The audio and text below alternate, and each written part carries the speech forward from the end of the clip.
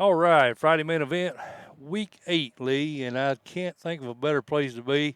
Highlight of our trip every year. We kind of map our season around the South Pitt trip. And Coach Grider, we appreciate you guys letting us come out here. Shoot, yeah, you guys are always welcome here. We think it's going to be a special place tonight and an electric environment, and we're awful excited you guys are here again.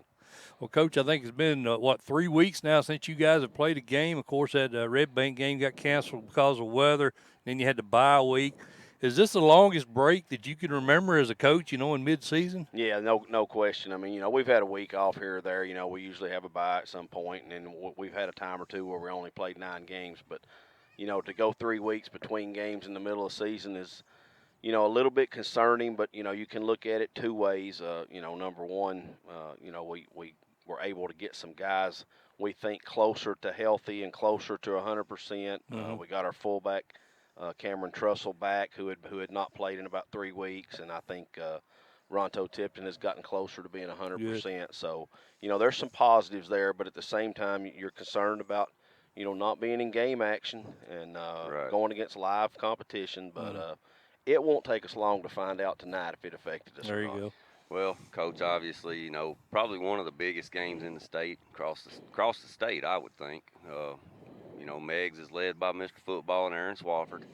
I think anybody that follows high school football probably heard that name or knows of the kid. I think this is going to probably be the biggest test you faced so far since you had your rain delay game or rain out game the other night. How did they look on film? Well, they're just exactly what you said. I mean, they're a state champion quality football team.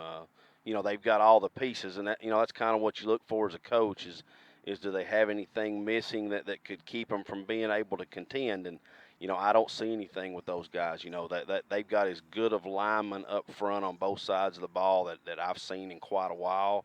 Swafford kind of speaks for himself. I mean, Right. he's just an exceptional football player, and everything that he has accomplished and won to this point is very well deserved. I'm not sure we'll see anybody any better than him. You have a hard time finding places that they don't have quality people, and when you put those things together, it makes for a very good football team, and that's exactly what they've got. It's going to be a tremendous challenge for us. Well, Coach, you guys start junior quarterback Braden Sander. I think he got injured in the offseason. Looks like he's back to 100% now. He's completing 76% of his passes. He's got 3 TDs, 2 rushing TDs. I know you guys, that's not your thing. You don't typically put the ball in the air a lot, but it's got to be comforting to you knowing that you got a guy now behind center that, if push comes to shove and you got to get the ball downfield, he's more than capable of doing it. Well, that's the biggest difference in our football team is Braden Sanders. I get asked that question a lot, and I think he's the biggest difference, in our success so far this year is that, like you said, you guys know me. I'm not going to throw it 25 or 30 times a game, but we feel very comfortable in those 10 or 12 or 14 that we do throw, that he's able to get the job done. And, having a guy out there like Jalen Hubbard, an older veteran guy that has played a lot of football, to throw it to is a big plus for us. But it's not just him either. We've got a couple other older guys in Kertavian Wisnat and Tucker Kelly, and our backs do a really good job of catching it out of the backfield. But Braden has really worked hard, and I'm as guilty as anybody. We had to slow ourselves down some because Braden played so much so early, and his expectations were through the roof. Yeah. And sometimes that's unfair. Right. He has continued to work at it and does exactly what we ask him to do, and he's a big part of our success, no question. Well, Coach, Hunter Frame and DeAndre Kelly lead your team in rushing with 8 TDs apiece. But what I like the fact we were looking through your statistics, you got a total of 10 kids who've recorded at least 1 touchdown this year rushing the football. Talk a little bit about about your rushing attack. What's behind that? Well, we knew going into the season that we were going to be really deep at the running back position, and that's a positive, especially in our level of ball because so many of those guys have to play on the defensive side. Exactly. And when I have the ability to take a Ronto Tipton out of the game for a series and let him get a blow, or a DeAndre Kelly, or a Jalen Hubbard, or one of our linebackers, that plays fullback also. You can't put into words what that means to you, because you know, so many of our games in Class A ball come down to what you're able to do in the fourth quarter. And you know, when you got guys, you know, that are somewhat fresh at that point, Right. it's a huge plus. But every one of those guys has, you know, that they've understood their role. I think the most carries any guy on our team has is like 50. Wow. You know, so you know we're spreading the wealth, and it's a good problem to have. Yes, it is. And a lot of them will be coming back. That's another positive. You know, we lose some good ones, but we got a lot of them that are underclassmen. So, you know, it's a positive sign for the future. Mike Mulder and Lee T talking to South Pittsburg head coach Vic Grider here on the Friday event. Coach, you just mentioned Jalen Hubbard, the senior, kind of the leader in that receiving core. I think he's already got 18 receptions, 353 yards, and of course, far more than anybody else. Is that, you know, if I'm Coach Fitzgerald, I'm probably, you know, I'm probably going to try to take Hubbard away, which I'm sure you would, you know, if that happens. Who's the go-to guy behind Hubbard? Well, like I said, I don't think it's one single guy. One guy. You know, I think we've got 3 or 4 guys that can fill that role. You know, Cartavian Wisnat has had some huge catches for us this year. Tucker Kelly has had some really good games for us to this point. You know, our running backs out of the backfield, you know, with us in the wing tee, so much we do is play action stuff out of the wing tee, and we get those guys involved in the run or in the passing game. But Jalen is. If I had a team full of Jalen Hubbards, man, we would be a really tough football team to deal with because he's just a gamer. You know, Jalen comes to work every day, and you know on Friday night he's going to give you everything he's got, and he's been that way for 4 years for us. I hate to see that guy go because he's the epitome of what we are as a football program, and you know, he makes me look awful good at times on Friday night. Well, Coach, you know, we've been talking a lot about your offense here, but defensively, man, you're only giving up an average of 5 points a game.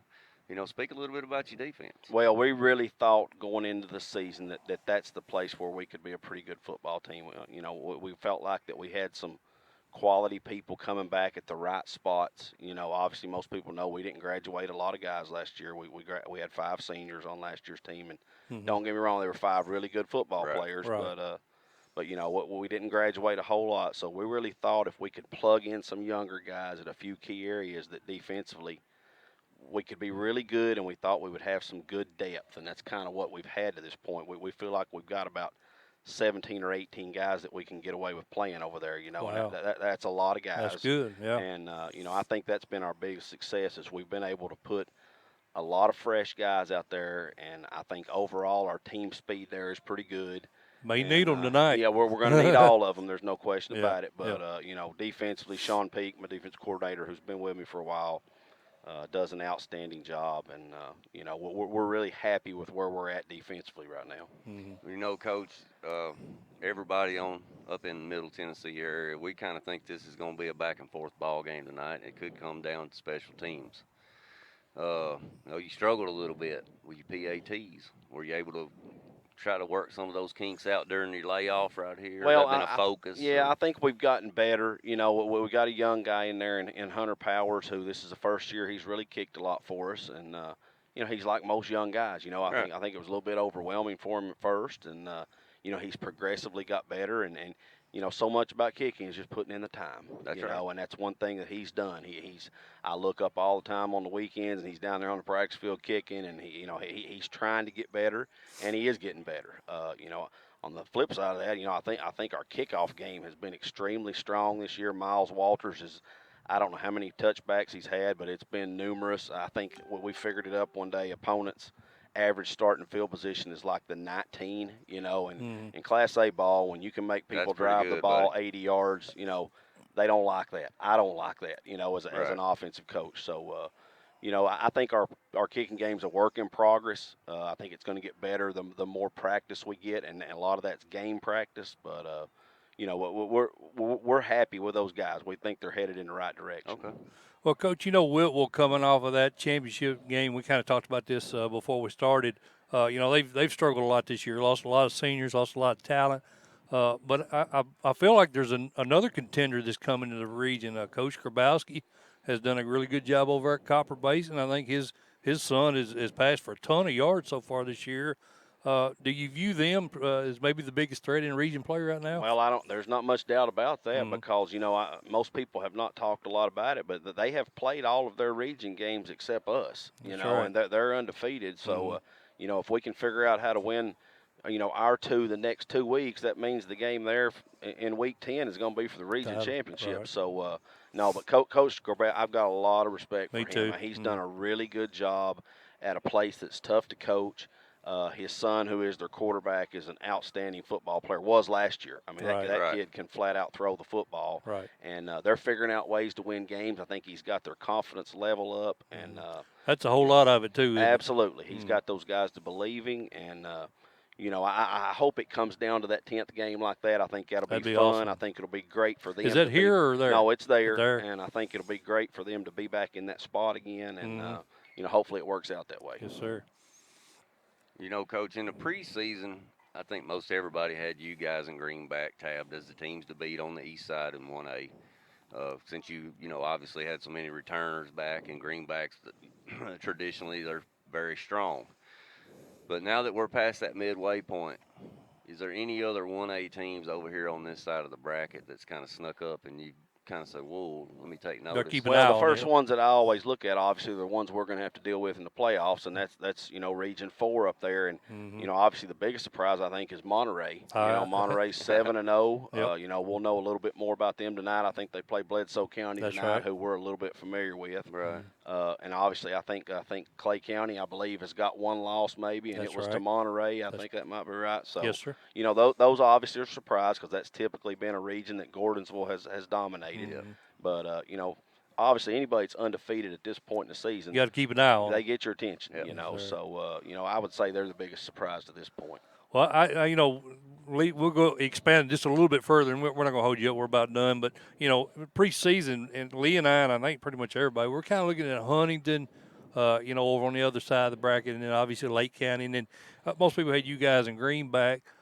Freedom Prep, I don't know how far west you're looking, but I don't think they've given up but one touchdown all year. I'm going to be honest. This is going to sound crazy, but, I never – when it comes down to those teams in the West, I never know a thing about them. Yeah, well, that's probably unless best. we happen to get to the final game. Right. Most of them are just so far from us. There's been a few occasions here and there. One year in the state championship game, we played Moore County, which obviously is significantly closer. But most of the time, very little about. You hear things, but you know very little about those people. Until you need to. Oh, I got one thing I got to ask you before you leave, man. I almost forgot. You know who this is coming from, Must be good. You know who this is coming from, don't you? No clue. Roy Dillard. I get one of those questions every time. Yeah, you do. I'm sorry. But Roy, first off, he thinks it would be a great idea if you started a game with a Hail Mary because Coach Fitzgerald wouldn't expect that. Yeah. So he was suggesting you do that.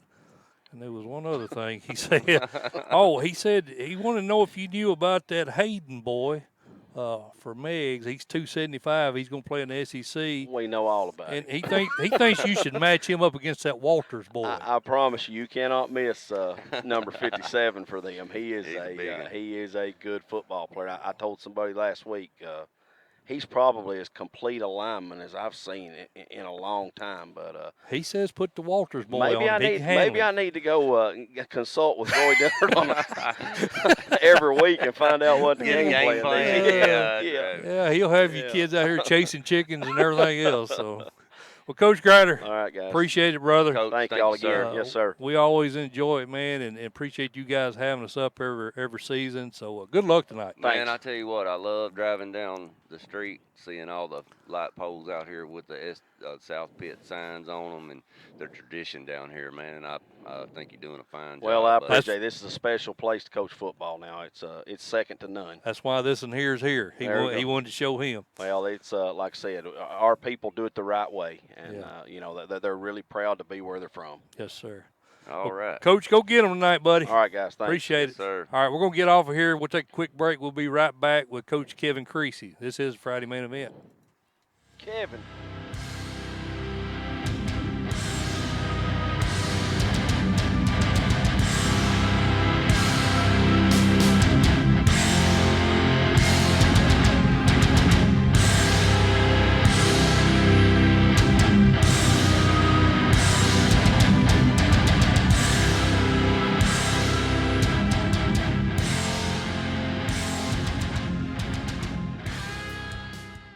folks, I want to talk to you a minute about our title sponsor, CoachT.com. We appreciate Jim Thompson and all the guys over at Coach T joining up with us. We'll be partnered with them for the second consecutive year.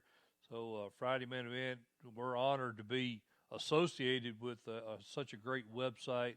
If you're into high school sports, whether you play, you have a child that plays, or just an ordinary fan, CoachT.com is a place you need to check out. And it's not just football. I mean, football is probably the biggest reason people visit CoachT.com. But if you have a kid into any other sport, softball, baseball, basketball, golf, soccer, if it's a high school sport, most likely you're going to find some information on CoachT.com. But what I want to talk to you about in particular is the Coach T Plus membership, which I happen to be a part of. For the second year in a row, the Coach T Plus membership will be donation-based. So you decide what Coach T is worth to you. And that's what's so great about the website. You can make as much commitment to the website as you feel comfortable with.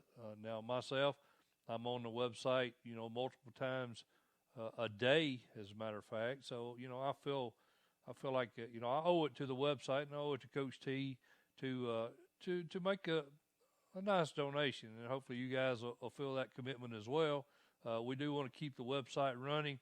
Many of us get a lot of enjoyment out of the website, but the Plus membership, you get access to certain boards that you don't have as just a regular member of Coach T. So that's one reason to join the Plus membership.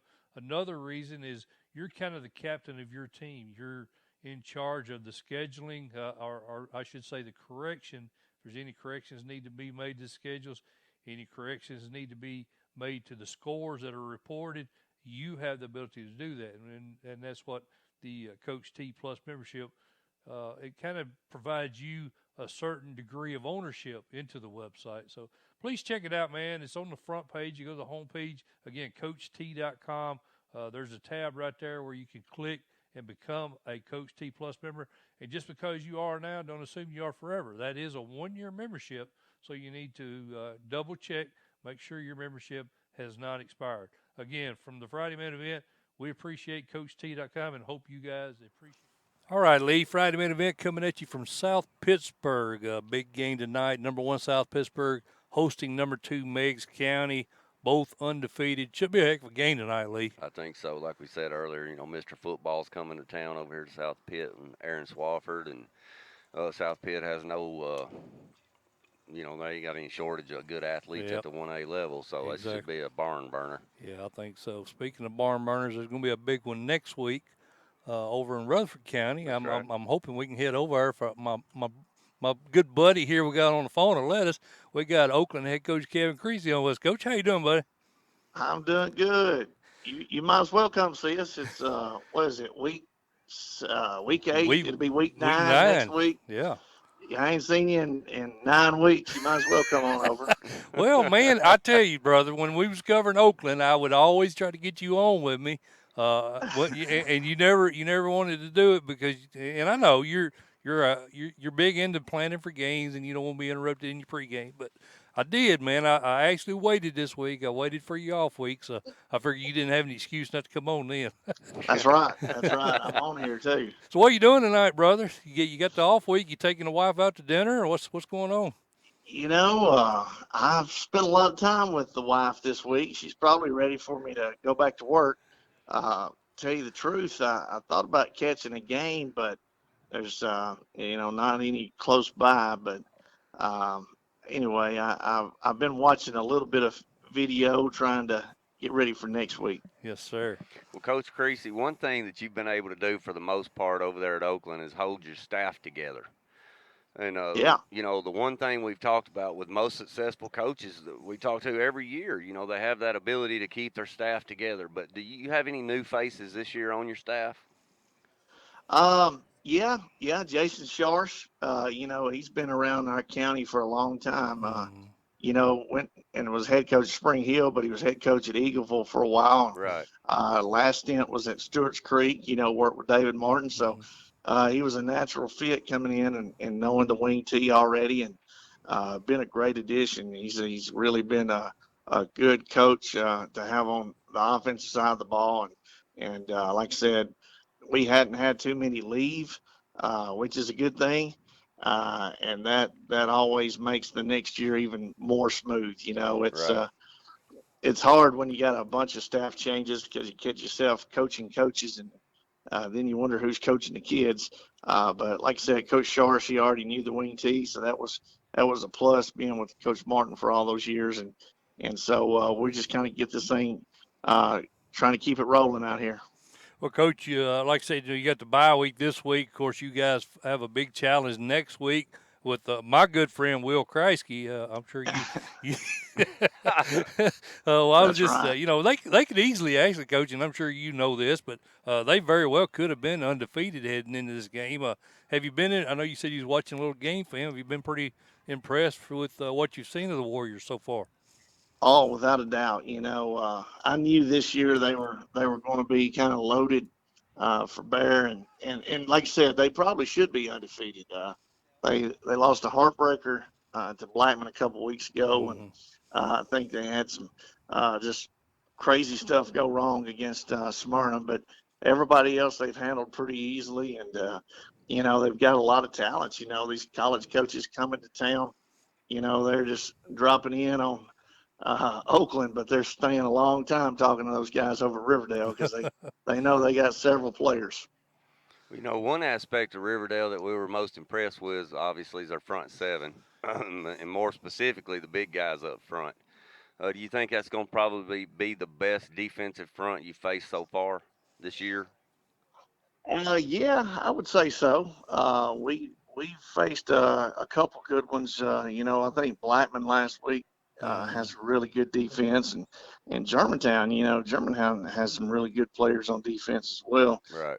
But we don't see many Gaston Haney's coming in at 6'3", 250, and Javon Nelson 6'3", 260, and that's not even talking about their inside backers, which are two of the better backers we've seen all year. And I noticed that their outside linebackers are just talented as all get out. They are, yeah. When you got Elijah Herring as a sophomore, already got an offer from UT. Hmm. He's 6'2", 200, and he takes up a lot of space. He's so long and talented. And then of course the back end's not weak either. They got C.J. Johnson, who's always been a good player for them, and it'll be his second year starting. So yeah, their defense is going to be rough to move the ball on for sure.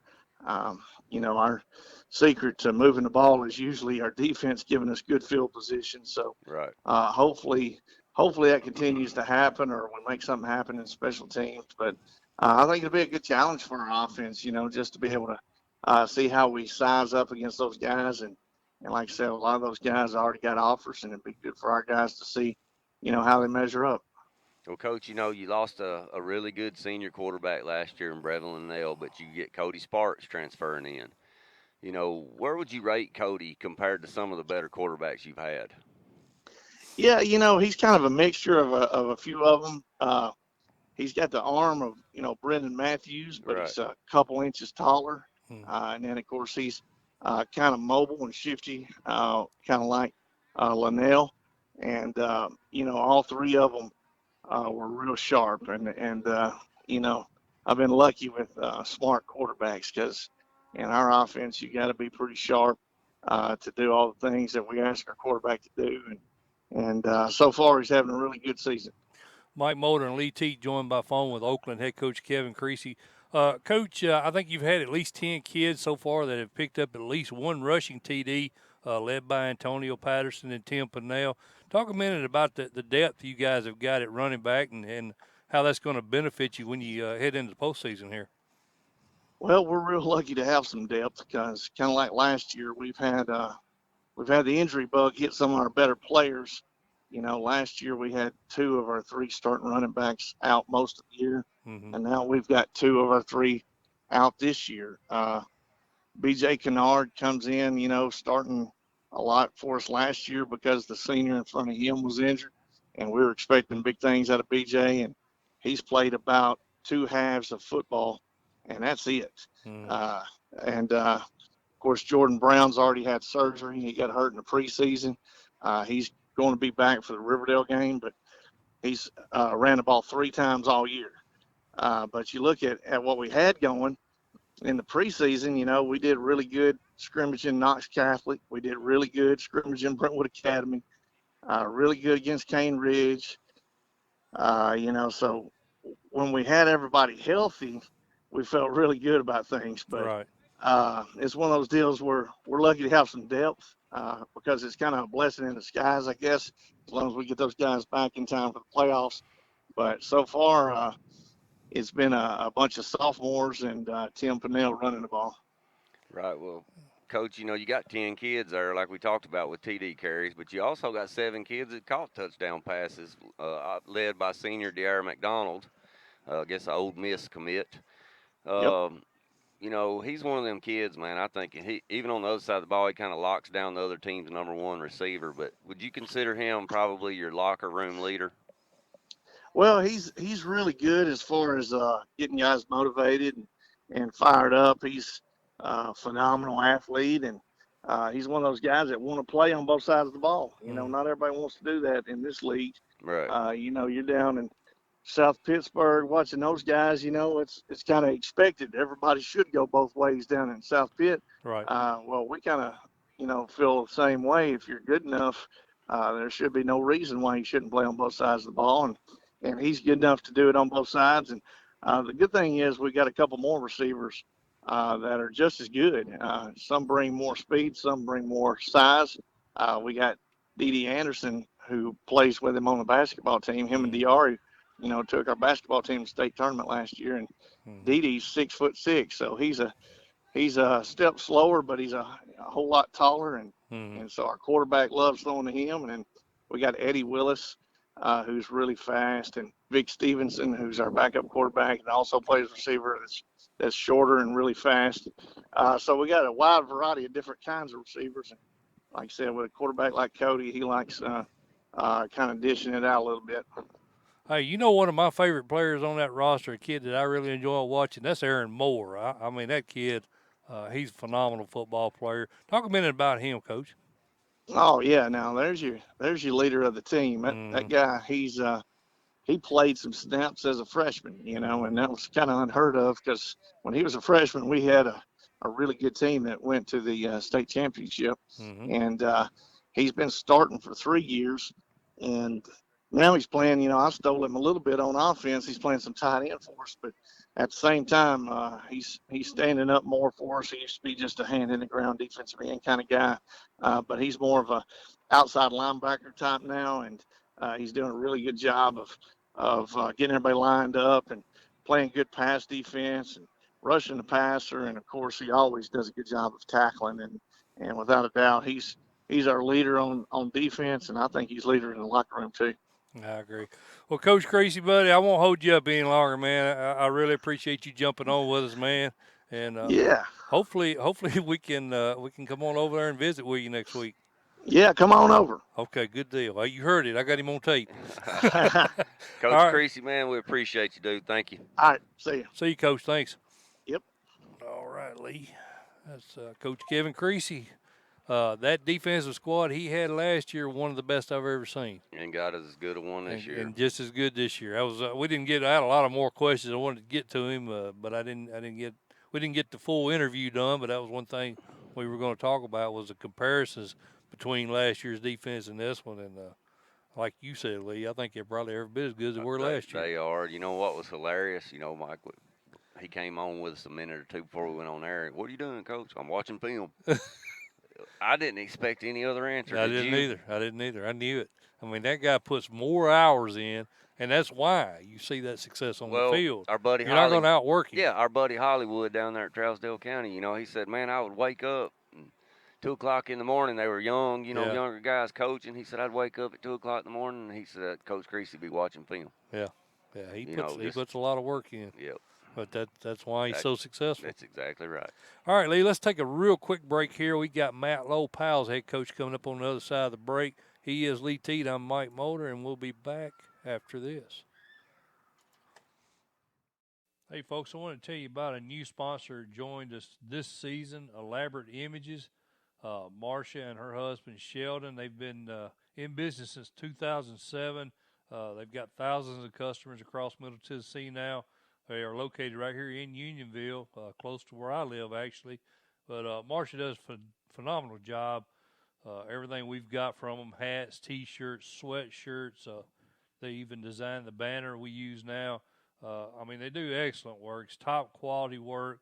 All the merchandise that they use is top notch. You're not going to get the cheap stuff you get at a lot of the online websites I used to use. So I'd strongly suggest you check out Elaborate Images, and again, go to elaborateimages.com.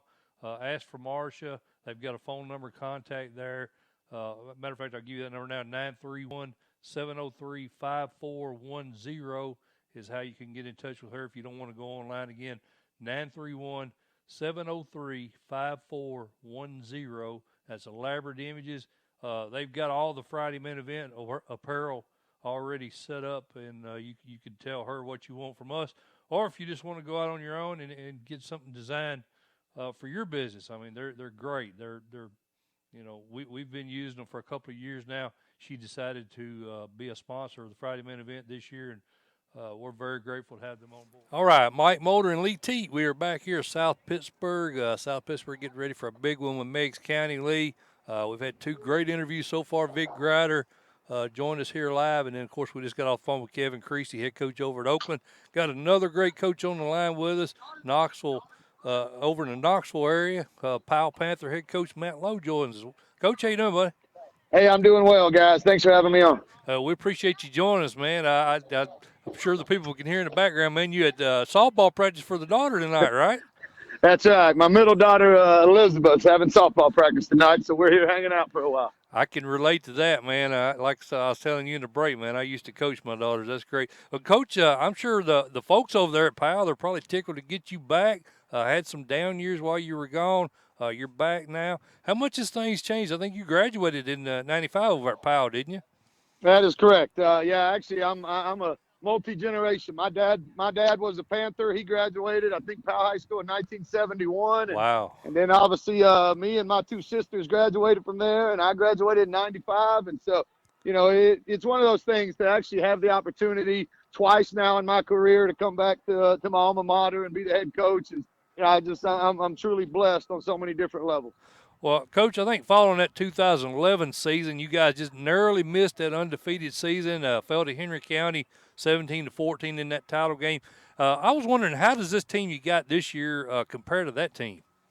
It's amazing how many comparisons have been made, especially the last 2 or 3 weeks. And I think so much of that comparison starts on the defensive side of the football. We were extremely talented and blessed with that 2011 group on that defensive side, especially in that front seven. And I think that's certainly, been what's provided us with such a huge spark early in the year is just how good and how deep I think we are in the front seven on defense, at the defensive line spots, but also in that linebacker core. And so I certainly think there's a lot of comparisons there defensively between those two units. And offensively, it's a little different. Deshaun Mobley, he was pretty good back in the day. I think he had 48 touchdowns his senior year and set the state record for rushing. I think it's been broken a couple of times since then, but him and Dustin McFetridge back then kind of running the option and throwing it when we needed to. Where this year we're certainly so much more balanced. You're talking about 3 running backs that are all averaging, I think, 7 yards a carry, all of them with 250, 300 yards apiece. With Baylor Hughes being the leader at just under 600, and then in the pass game, I think we have 4 receivers that all have at least 13, 14 catches. They're all over, 200 yards. They're all averaging 13 yards. They've all scored multiple touchdowns. So, I really think we're a lot deeper in some of our offensive skill positions. But at the same time, I think so much of the comparison starts with that defensive unit from that 2011 squad. Yes, sir. Well, Coach, after spending 6 years over at Kings Academy, you returned to Powell prior to last season. Was there any remaining staff members from your first stint at Powell that are still coaching with you today? Well, really, the only one that's kind of made this transition back with me is Adam Seymour, and he's he's absolutely huge within our staff. Right. One of the smartest guys I've ever been around. He coaches our outside receivers, and and he's got some pretty good talent to work with. We've got a 6'2" kid in Tyler Kirkus on the outside who's a senior, and then we've got a freshman, Darius Redmond, who's as gifted as any freshman, in the state. And so, he's got a couple of pretty good guys, and then there's some young guys with Aiden Green and a couple other guys that are in his group that he does a great job with, but he's really the only carryover from before. Matt Mead's kind of a carryover because he was a 2011 grad of Powell High School, and so he got into the coaching profession, and so I was able to get him back with me. And so, for the most part, though, everybody else is kind of new. Coach, you've got the mother of all homecoming games coming up next Friday. You got an undefeated West squad. I'm kind of impressed you guys scheduled that for homecoming. That game, that could and most likely will be for that region title. In what ways do you think these two teams are similar? Well, let me go ahead and point out, I don't get to decide the homecoming, okay? That's an administrative decision based on fundraising and other things. I was just prodding you, man. I know. Let me state that one up front. But, no, we are excited. And, I can't say enough about, Knox West and what they've been able to do this year. Obviously, everybody sees the point differential in all their games. I think they're blowing out. Since week 2, they've pretty much just blown out everybody on their schedule, and they're certainly playing at a high level, and I think our kids are playing at a high level as well. I tell our kids all the time, enjoy these type environments, enjoy these type games. These are the reasons you do what you do. Right. You want to be in contests, you want to be in highly publicized contests, you want to play in that, in those big time environments. The same stuff you see on Saturdays, you want to try and recreate that as much as you can on a Friday night. So, I have zero doubt that Friday night will be absolutely slam-packed. There'll be all kinds of, not only fans there, but there'll be all kinds of media there, and this thing will be completely blown up the way it should be when the number 3 and 5 teams in the state that are both undefeated go at each other. And, that's what makes high school football great is watching two communities completely show up and support their groups and playing on a big-time environment on a Friday night is what makes this game fun. We're talking to Powell football head coach Matt Lowe here on the Friday main event. Well, Coach Lowe, you senior quarterback Walker Trustley's. He's having a phenomenal year. Completing 69% of his passes for 1,400 yards. I think he's got 16 TDs, 2 picks. Stingy, man, really stingy with the football. Man, I can't say enough about that dude. He's a multi-year starter. He was starting games at Powell, but before I ever came back. And, man, he is one of the most competitive kids I've ever been around. It is amazing how many times in practice we have to kick him out of drills because he sneaks in on the scout team over there to play receiver or defensive back. And he's always trying to hit somebody and wanting to know when he gets to go out and throw a block. And, he's just one of those kids, man, you just absolutely love.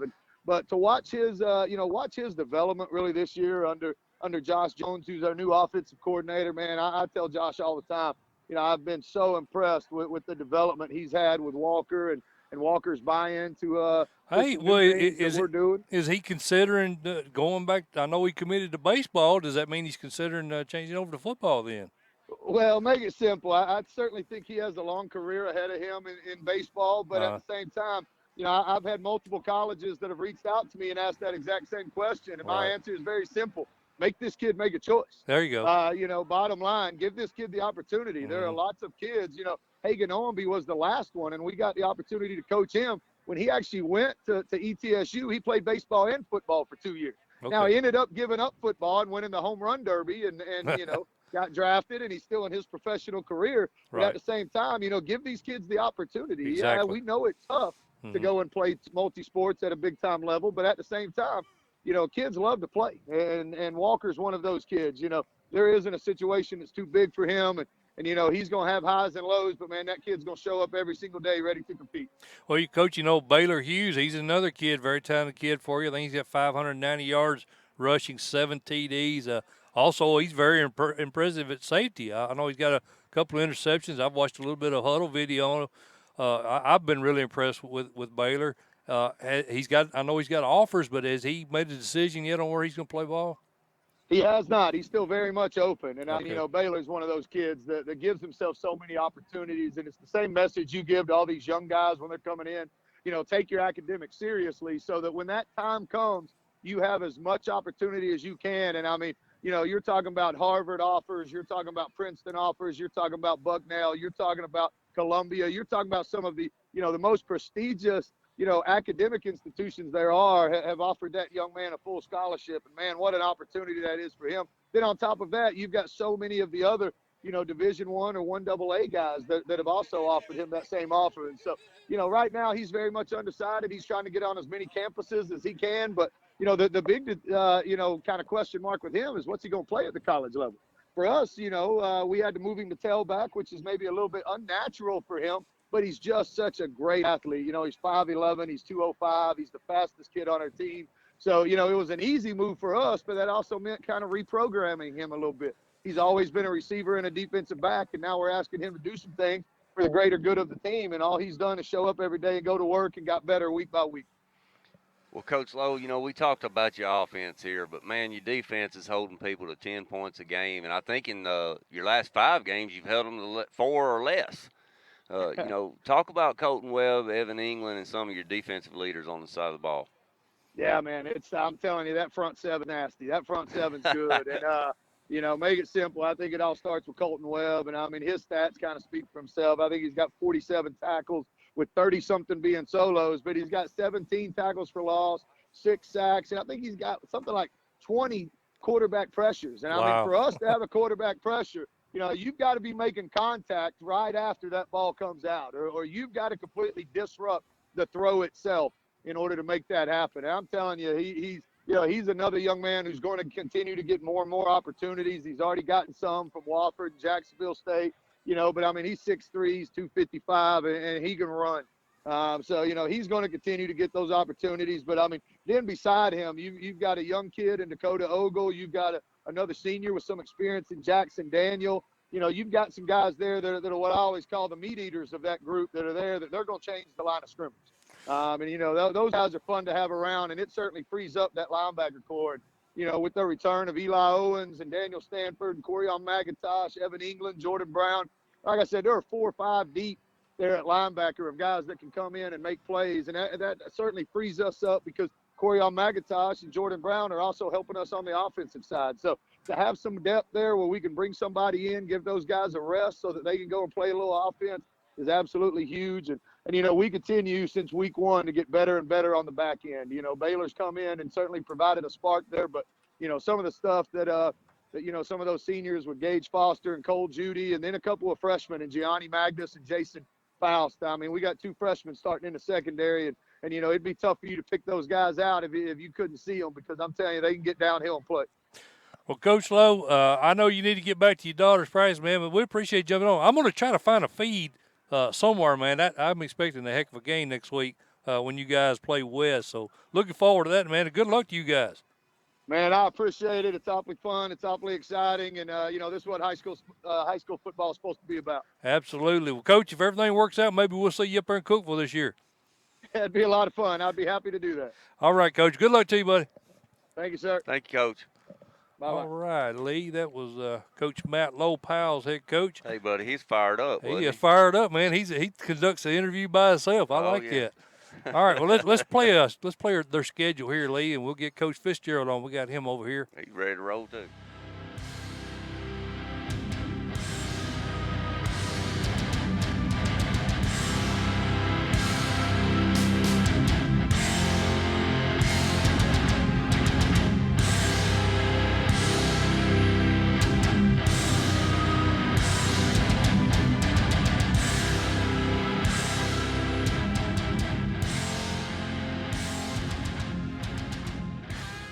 All right, Lee Tate, right. they trying to freak me out over here. They practicing the cannon over here. They fire that. Coach Fitzgerald, they fire that when they score, don't they? I know, yeah. I hope that thing. You don't want to hear that thing silent tonight. Coach Jason Fitzgerald, Meigs County's head coach, joins us here on the Friday Night Event. Coach, we really appreciate you taking the time to jump on with us, buddy. Man, I appreciate y'all and what y'all do and listen to your show and the way you promote our game. And, as much as it goes on with our game now, we're glad when people promote it. Everybody's trying to tear it down, so anytime we can promote it, we like it. Well, Coach, I know you had 2 stints there at your alma mater over at Ray County, and you spent some time in Hickson, taking over at Meigs, I think in 2014. you've changed the culture there, Coach. I think you guys have won 51 games, maybe the best Meigs team in history. The current team you have now. What's been the keys to your success there at Meigs? You know, I think starting off to build a program was just the administration and the community. You know, it takes a great administration all the way from the top that will support you. And there in Meigs County, they support anything we do, football, basketball, baseball, softball. You know, we won 3 state softball titles. Right. Been to the state tournament in girls basketball, boys basketball, and baseball since I've been there. So it's just a total commitment from the administration and community. And then, guys, let's be honest. Anybody want to get on here and lie? We've had good football players, and I've got a good staff around me. What a lot of people don't think, they think they're going to bring in a head coach and turn a place around. You're never going to bring in a head coach and turn a place around. You got to let that guy bring in some people so that you can all turn that place around. Absolutely. Well, Coach, you're bringing your undefeated Tiger squad into South Pitt tonight. I think arguably this is one of the tougher places to play in the state. You're currently ranked number 2 in 2A. They're currently ranked number 1 in 1A. This is what high school football is about, ain't it, Coach? It is. And the only thing I can't figure out is who the idiot that scheduled this game right before we play the region championship game next week at Oneida. So Who was that idiot? Some stupid coach. I mean, you know, we get this one, then we got to go turn on the and like I've talked to the kids, you know, next week's far more important than this one. Right. But this one, we've built it up all week. 2 good programs, 2 good communities. You wouldn't want anything else playing high school football than to be in the atmosphere you are tonight. Let's go play. Let's go play. It's going to show us a lot to get us ready down the road, what we need to do or not. You know, win, lose, draw, for both of us, it's going to show us a lot tonight, and it's going to put us in a situation where hopefully down the road you're in a quarterfinal, semifinal game. It's kind of be like what this is tonight. Coach, you know, looking at these 2 teams, what do you see as the biggest similarities or the biggest differences? I think right now the biggest similarity is both programs know how to win. Right. I know you're not dealing with a program that's not won a lot. You know, we've had a lot of success over the last 3 or 4 years. You know, I think 41-5 or 41-4, 42-4 in the last. So we know, and you know what Marion County, oh God, they'll throw me off there. What South Pittsburgh's done over the years. Right. So just knowing how to win and the football culture, I think, is the similarities in these 2 right now. All right. Well, Coach, I think one of the things I'm most excited about is getting to see Aaron Swafford. Of course, Lee went to your Trousdale County game last year, so he got a chance to get a look at him. But, you know, I was over at Oakland calling games.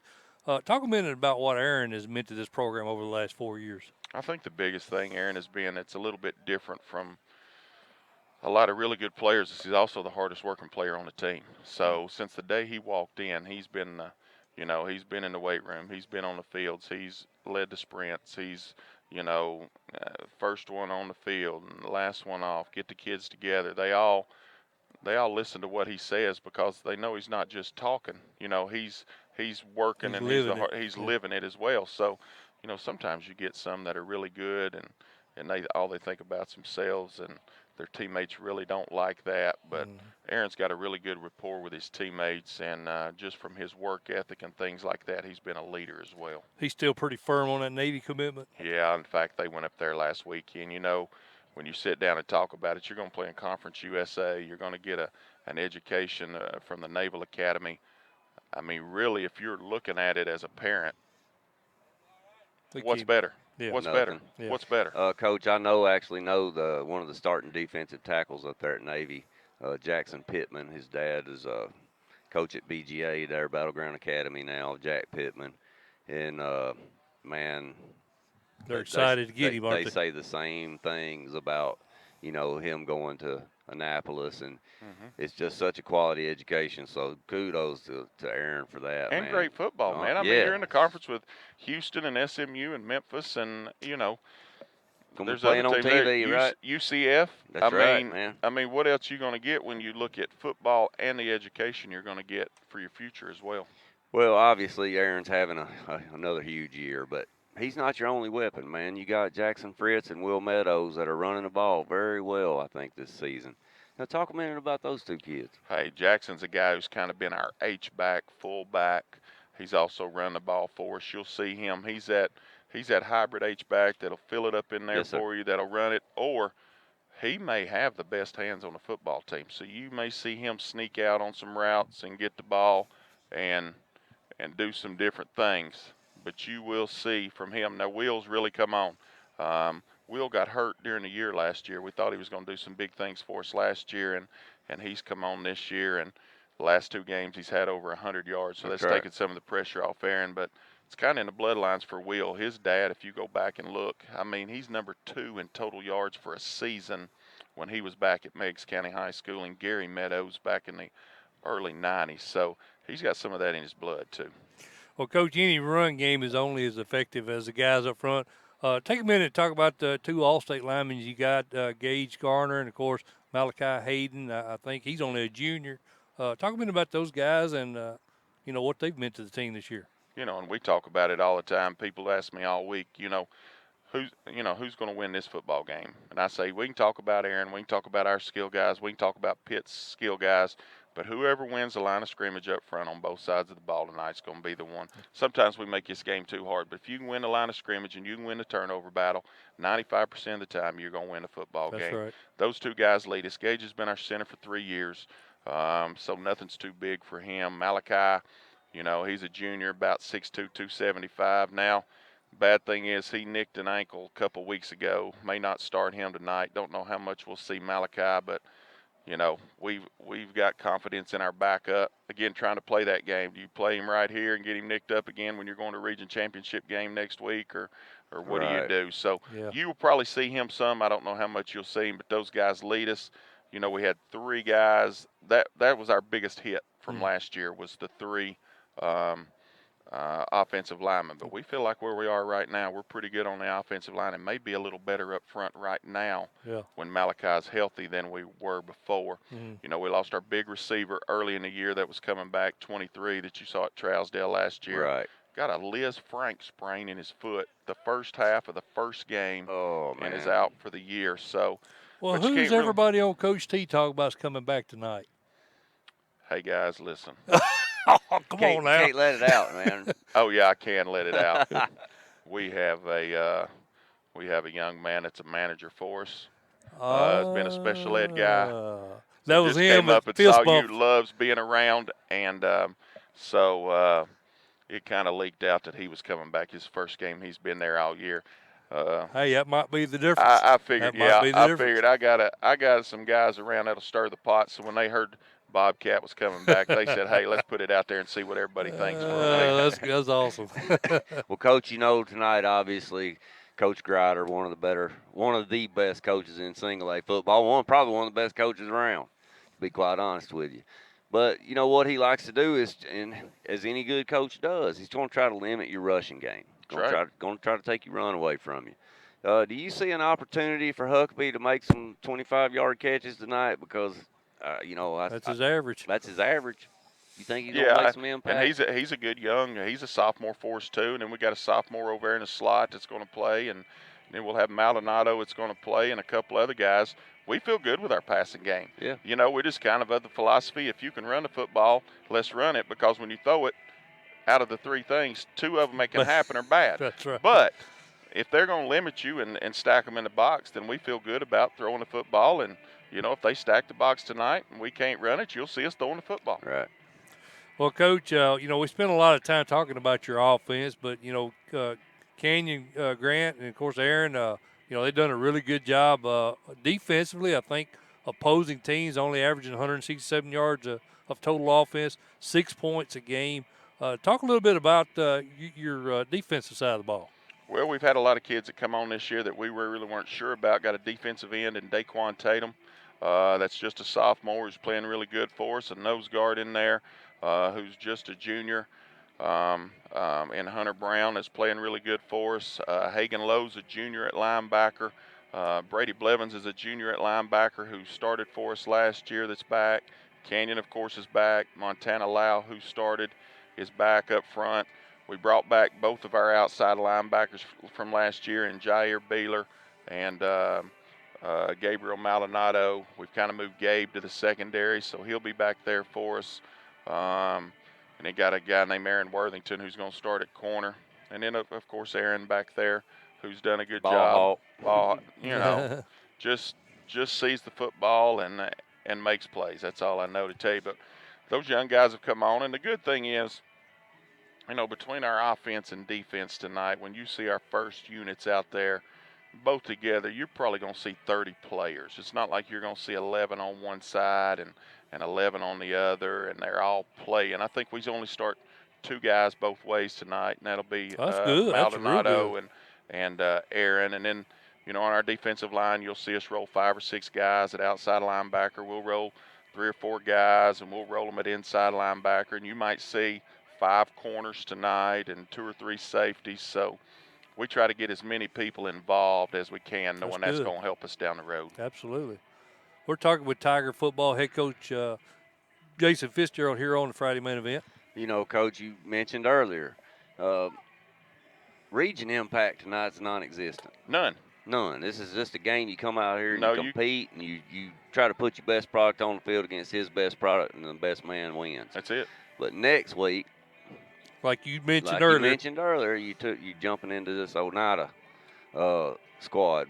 What's impressed you so far about Tony Lambert's squad this year? Yeah, and just like you say, going back, we come down here tonight and beat South Pittsburg and then go to Oneida and lose. It's, there's this game didn't mean anything. This game is just a game where we want to go compete and see where we stand. Next week is a game. But Tony, you know how Tony is. He got the same type team he always has. They're going to run the football. They're going to play good defense. They're going to shorten the game. They're not going to give you anything cheap. Right. They're going to be good in the kicking game. And I really like the tailback he's got right now. He had Barnhart coming back, and he's starting to run again. But then he's got the guy who's punting in there.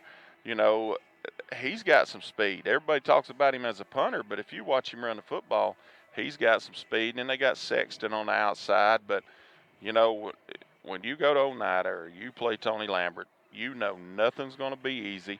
You're going to have to you're going to have to earn everything you get. And it's just going to be one of them football games. Right. Ain't not going to be no blowout. It's not going to be anything like that. There's not going to be enough possessions in the game. He's going to shorten the game, and Tony just does a heck of a job up there at Oneida. Well, Coach, if we look at the East as a whole, I think a lot of the same teams that were competitive last year are going to be there. You got Watertown, you got Tyner, you got Trousdale County. Of course, you guys have got Oneida over in your quad, along with, I think, South Green's doing pretty well. That's one we've been watching. What kind of team's that South Green team? Yeah, that's right. And then you watch on there, and Lost Happy Valley, now Hampton's starting to act like they have a really good – you just never know coming out of Northeast Tennessee what you're going to get to the playoff start. But, everybody's talking about the same teams, like you say, Tyner, Watertown, Trousdale, kind of in that. Mm-hmm. And then, of course, if it's been before, you end up playing Tony, and then you may have to turn around and play Rockwood again or Tony again. You never know in there, just depending what comes up out of the north. I think the good news is, though, Quad 2, they're coming to you this year, right? That's right. They come east to you this year, because I was at the Trousdale game last that's year. Right. That's right. So that's good news. Whoever wins our region, whether it be us or Tony or who it is, the only time we would have to travel would be in the quarterfinals. Yep. That's right. We'd only have to travel in the quarterfinals. That's pretty good there. And it may be back to each other. Like it has been the last couple of years, could possibly be back to each other. That's right. Exactly. And if it is, then the winner of the region never has to go on the road. That's right. That's what you got to hope for, I guess. Yeah, that's why next week is it's huge. Huge. It's huge. Well, Coach, man, I know you need to get out here and get with your team, but we appreciate you jumping on with us, man, and good luck tonight. We think it's going to be a great game. Guys, thank you. Anytime. Appreciate y'all. Thank you. Yes, thank you, man. Appreciate you, brother. Thank you. All right, Lee T. Let's go ahead and get a quick break in here now while we get things set up. We'll start talking top 25, Mike Mulder and Lee T.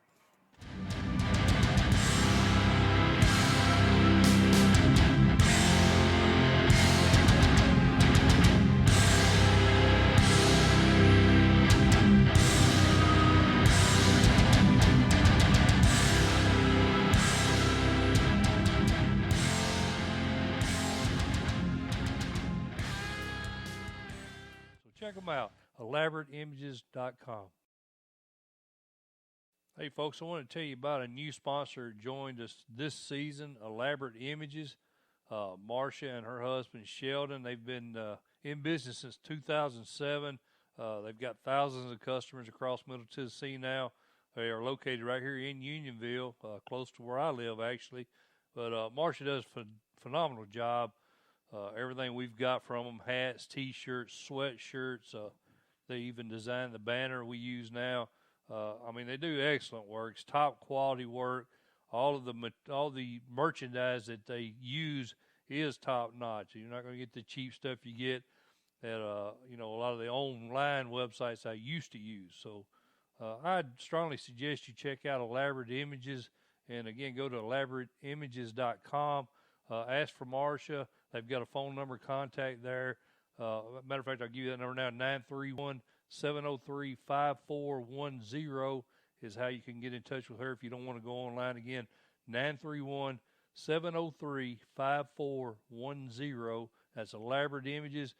They've got all the Friday main event apparel already set up, and you can tell her what you want from us. Or if you just want to go out on your own and get something designed for your business, I mean, they're great.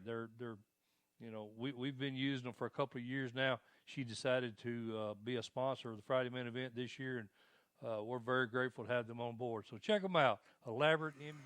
All right, Lee, we are back, and we have the man of the hour. A guy said he's going to smoke your rear end picking games this week. And Marty's smoking yours at Coach T. Hey, yeah, you are, ain't you? Hey. About one or two games. He's bringing it already, Lee. Man, I like it. I'm sorry, some guy was offering Red Bulls and fudge rounds a minute ago. I'm hopped up on them. Yeah. We've got Sean Dunwoody with us. He's the play-by-play for the South Pittsburg Pirates. Sean, we appreciate you jumping on with us, brother. I appreciate you having me. You guys do a great job. I appreciate that, man. We're excited, man. I think it's going to be a big game over here tonight. It's going to be a big game, big crowd. People are already starting to come in, but they went ahead and opened the gates up. I think they said at 4:30 today, right, expecting people to come on in. Meigs County travels well. They do. They get here early, and so they were getting ready. This is the drunken sailor for all you Coach Tiers. Now you can put a face to a name. So we had Sean on with us last year. And, yes, we did. I think he got us last year. Matter of fact, why in the hell did you ask him to get on this time? Well, I guess we'll roll right into it, man. We've got the Super 25, and the smart fans that went to FridayMainEvent.com already know what games we'll be discussing. You can go there every week. I usually have them up by Saturday, maybe Sunday this week before I get them up, because I'm going to UT tomorrow, as are you, right? That's right. So maybe we can hook up there too. That's the plan, man. I'm gonna let you buy me a $13 adult beverage over there. Yeah, they're proud of them, that's for sure. I'm not kidding, man. I couldn't believe it when he said that. Oh, man.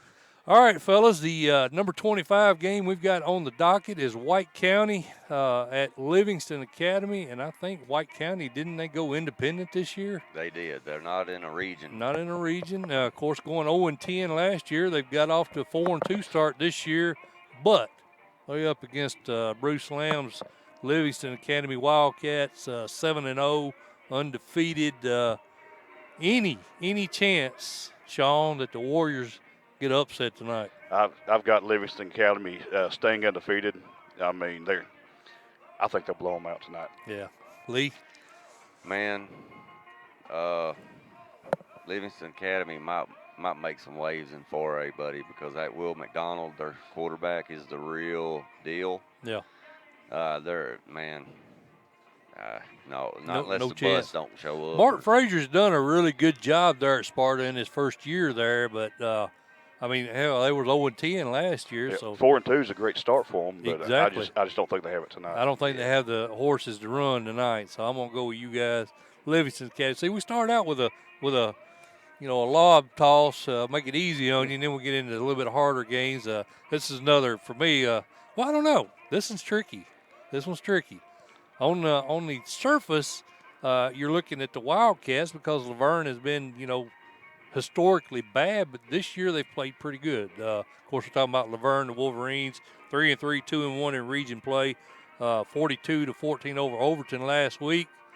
What's your Lee? We got to see Wilson Central. What's your thoughts on this one? I like Wilson Central close, Mike. Close. I think Wilson Central is going to right the ship tonight. They got to kind of get back on track a little bit. It is at Laverne, but typically I would give a lot of teams a home field advantage, but Laverne, I don't really even give them a home field advantage a lot of times. So I'm going to go Wilson Central. I think Coach Dedman gets back on track tonight. I look for Hatchett to have a pretty good night tonight. Sean, what's your thoughts? I think this is going to be one of the closer matchups of the night, but I'm like you guys. I've got to take Wilson Central. Laverne 3-3, Wilson Central 4-3. It's not a big difference, but I think Wilson Central takes them.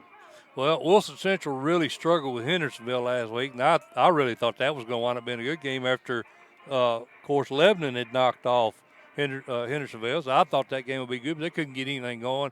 Only converted 23% of their third downs, committed 15 penalties for 125 yards. They're going to have to clean that stuff up tonight, I think, if they're going to have a shot at Laverne. Laverne's kind of played the spoiler role this year. You know, they lost to Stewart's Creek, Lebanon, Rossview, but they did beat Antioch. They did beat Rockville, and, of course, Overton last week. This game may wind up being a little closer, I think, than what we see on the surface. I'm going to go with you guys. I'm going to take the Wildcats. 75% of the Tennessee sports followers on Twitter like Wilson Central. What do you think? 3 points? 3. I don't know. I think they played Lebanon to a point. Yeah, that's true. I forgot about that, Lee. What do you think? I think 3 to 5 points. 3 to 5 points. It's going to be less than a touchdown. Less than a touchdown. Yeah, I can see that. I think it's going to be close, too. Smith County, Lee, a team that you're more familiar with than me, take on DeKalb County, Steve Trout squad. They've improved a lot, 3-4 this year, 1-1 in region play. What's your thoughts on this game here? I think Smith County goes over to Smithville tonight and gets the win. I think Coach Murray's Owls have much improved this year. You know, he brought a little fresh life over there, which Coach Murray's a Smith County guy, played there. So, and I like the difference in the game tonight is John Ross Horde, the running back for Smith County. He's starting to come on. He's one of them kids that gets better as the season goes, and he's starting to pull away from some kids. So I like him, man, and I'm gonna go Smith County tonight. Who you like, Sean? We've got a nice couple that sits in front of us at Tennessee games.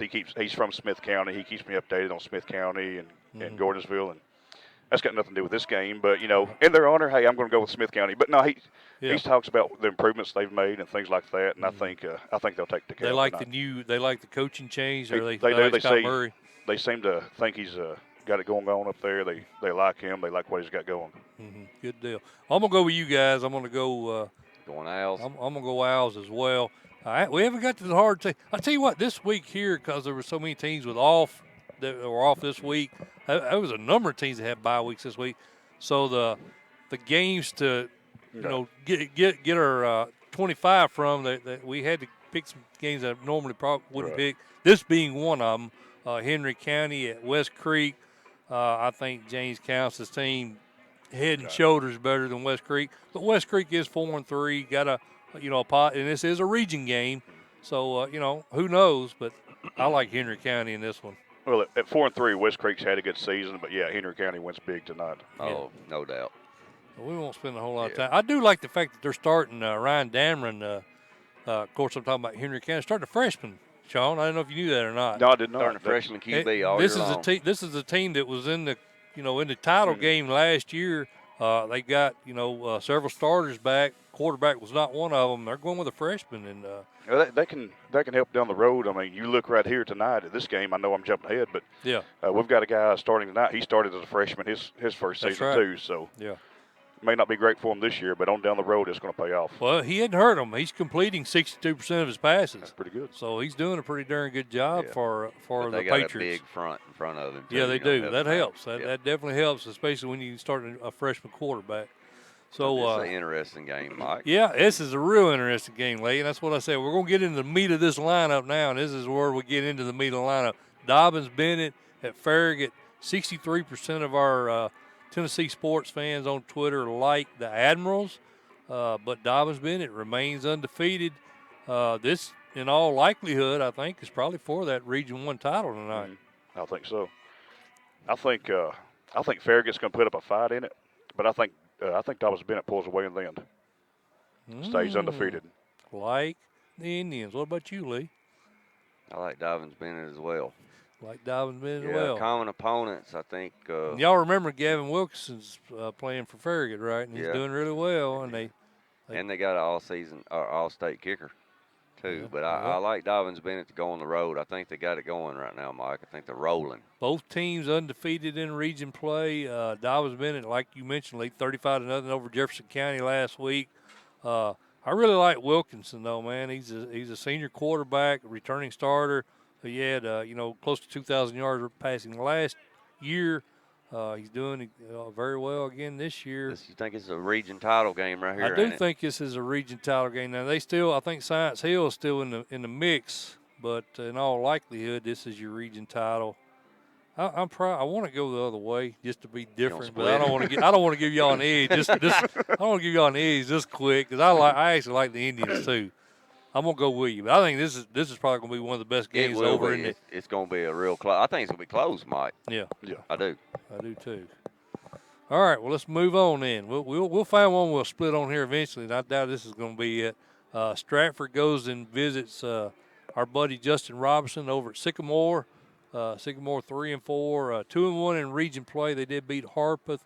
They've already lost to Creekwood, Fairview, White House Heritage, and very good Montgomery Central team. That's right. Now, we were big on this Region 5, Sean, because Region 5 is eat up, man. They got East Nashville. They got Pearl Cone. They got this Stratford team. They got Giles County. I mean, it's a really strong region. Right. So, and we had Stratford in our top 5 preseason, believe it or not. So it's kind of well, I mean, yeah, they're 4-2, 2-1, but you got to look at who they've lost to. Pearl Cone. Right. And FRA. And Franklin Road Academy. Yeah, so don't think that this isn't a very good Spartan team. Of course, they went to the semifinals last year. Right. And I think they had one more win to the total tonight. I think they win in a big way. I don't think Sycamore can stay on the field with them tonight. The War Eagles. Hey, Robinson, you'll like this story. About 3 years ago, went up there to. We always go to title games every year, and my hotel was beside Buffalo Wild Wings. Oh yeah. And I was in there having one of them adult beverages, and a couple of guys sitting beside me there, and we was talking football, and it turned out it was Justin Robinson. Of course, he was drinking. Oh, really? Yeah. He was drinking Coke. He wasn't drinking adult beverage, but that's how I met him. Right, we had him on the show. He's a good dude, though. I like young guy, really young. Stratford, man, that James Moore, he's special, buddy. He is. He's a special kid. What were they, 2 and something going in the playoffs last year? 3. I think it was 3 and 7. Yeah, 2 and 8 or 3. No, it would have to been no. Let's see, they wound up 5 and 9. So what would they had to be 4? Had to been 4 and 6 going in, right? Am I doing my math right? They would have only lost one. Person. They would have lost only one after they got in. Yeah, they were low. Yeah, that's right. Yeah, 4 and 6. It had to have been 4 and 6. No, 2 and 8. 2 and 8. They lost one. Oh, they got 3 more. Yeah, you're right. 2 and 8. My math's messed up. Right. You're right, because they got 3 wins in playoffs. That's right. 2 and 8. You're right, Lee. 2 and 8 going in. And that's right. This kid, James Moore, all of a sudden just out of the nobody has him on the radar in the playoffs. He just starts running wild over people. 200-300 yards. I mean, every night. Yeah. And he's followed suit this year. Yeah, so he is. I like the Spartans. Their problems have been at quarterback. He's only completing 48% of his passes. I think he's got 5 interceptions versus 4 TDs. So that's been the problem right there is at QB. But, again, the competition's been tough. That's right. It's different when you're playing teams like they have in their region. That's right. I'm going to go with you guys. I like the Spartans. I think they knocked my buddy Justin off tonight. Sullivan South and Greenville. Greenville looks good again this year, Sean. Yeah, they were. I think last time I was on with you guys, I said Greenville was the top team in the state at that point, and they're not the top right now, but they're up there pretty high. Yeah. I think they get a mercy rule tonight. Yeah, I think so too. Lee, I'm guessing you're Green Devils. Green Devils, yeah. I don't see any. Unless Sullivan South bus don't show up or something. I don't know, man. It's like you got, they're averaging 53 points in the victories in the region games. Yeah. I think they run all over. Yeah, Dan Hammond coming in for Coach Kane Ballard, who I guess retired last year. I think the main reason why he stepped aside was to watch his son play college ball. That was my assumption anyway. Greenville, I think, big time, no doubt. All right, Arlington and Bartlett. Let's get you out of your comfort zone, Sean. Get you over in West Tennessee.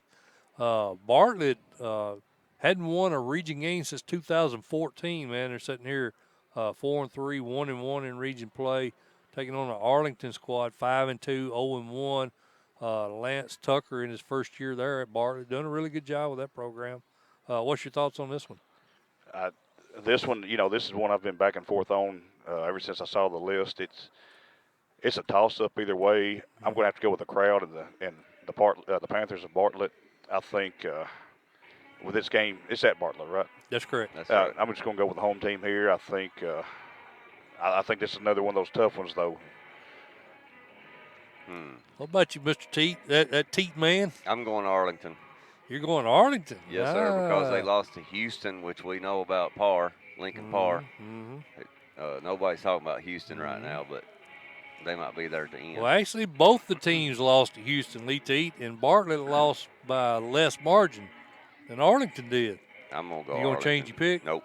Sure? Yes, sir. We'll let you check. We'll give you one mulligan. Get a mulligan, yeah. All right. Well, he's going to save it for later. I'm going to go with Sean. I ain't letting him get an edge on me. He's killing me in the big ones. I'm gonna stay right with him all the way. I'm gonna get down here at the bottom because we might split on the last one. I think you got me this week though. I've had a couple of those mistaken picks. Oh, did you? Yeah. I swear, man, I didn't lie. Man, it was 3 I picks. believe it. I've done it myself. 3 picks this year. I was like, I didn't click that. I was like, here, 9% of the folks picked X team. I'm hitting it to see what they've done, and I accidentally clicked to pick this team instead. Yeah, I've done that too. That makes me so darn mad. Well, crap, I thought that's why you had the edge on me. I guess we both done it then. Monterey, Lee, and we was talking to Coach Fitzgerald about this team here. They're still undefeated, 7-0. You brought them up on Facebook this week. That's right. Traveled to Bledsoe County. Dwayne Tabor's done a really good job, Bledsoe County. You guys are probably familiar with them. Right. We've not played them in a few years, but, Valley team, they've really improved. They got a real good, one of the better players in the Valley on their team right now.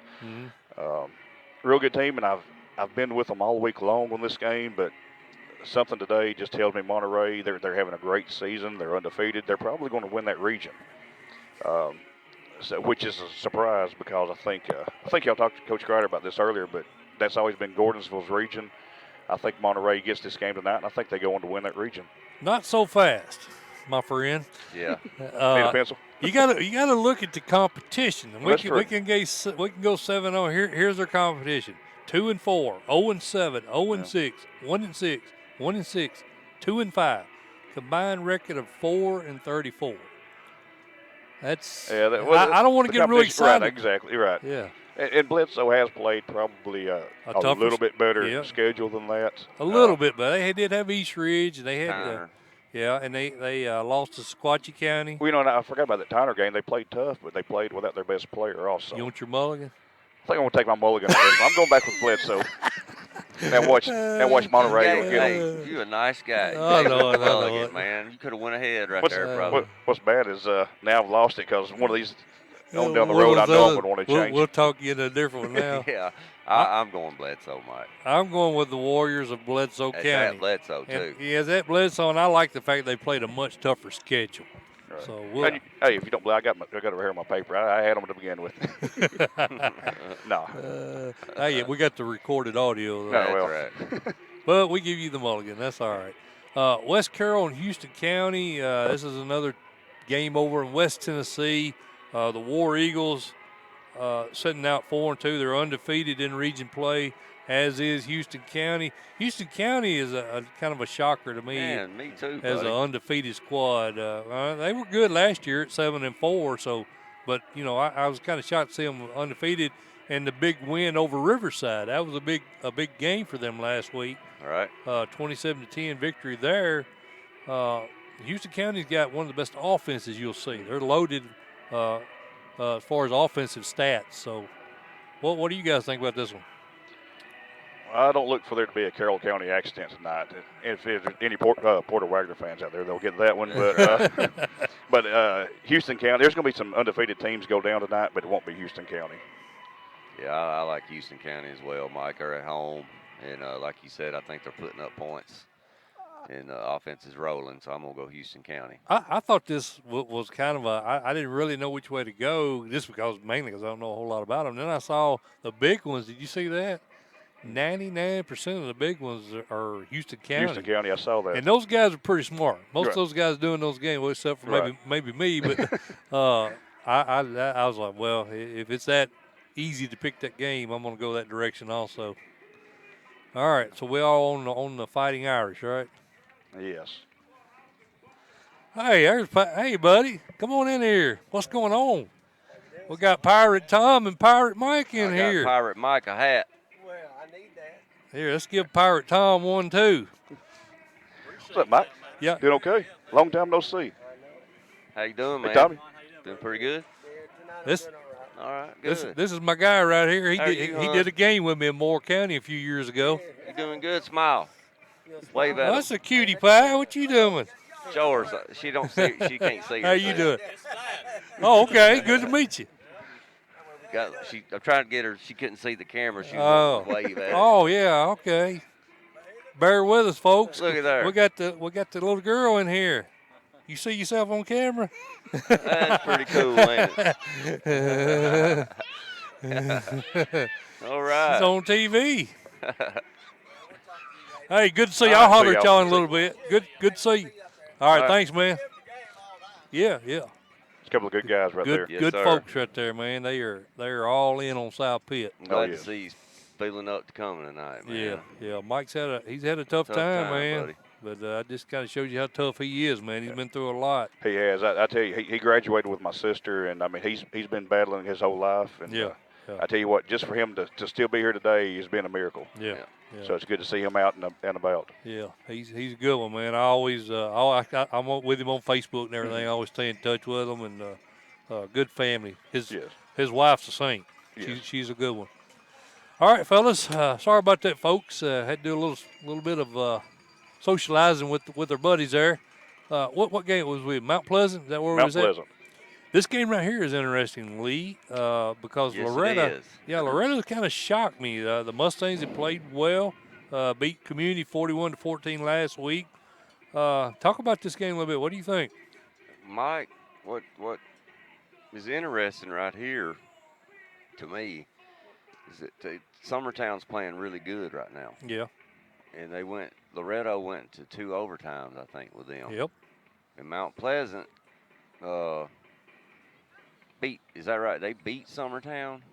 Yes, they did. That's right. They beat Wayne County, Richland, and Richland's a pretty good team. Summertown, they lost to Cornersville, lost to Fayetteville. Of course, they lost to Huntland by 3 points last week. And Bob Robertson's team, you guys saw them.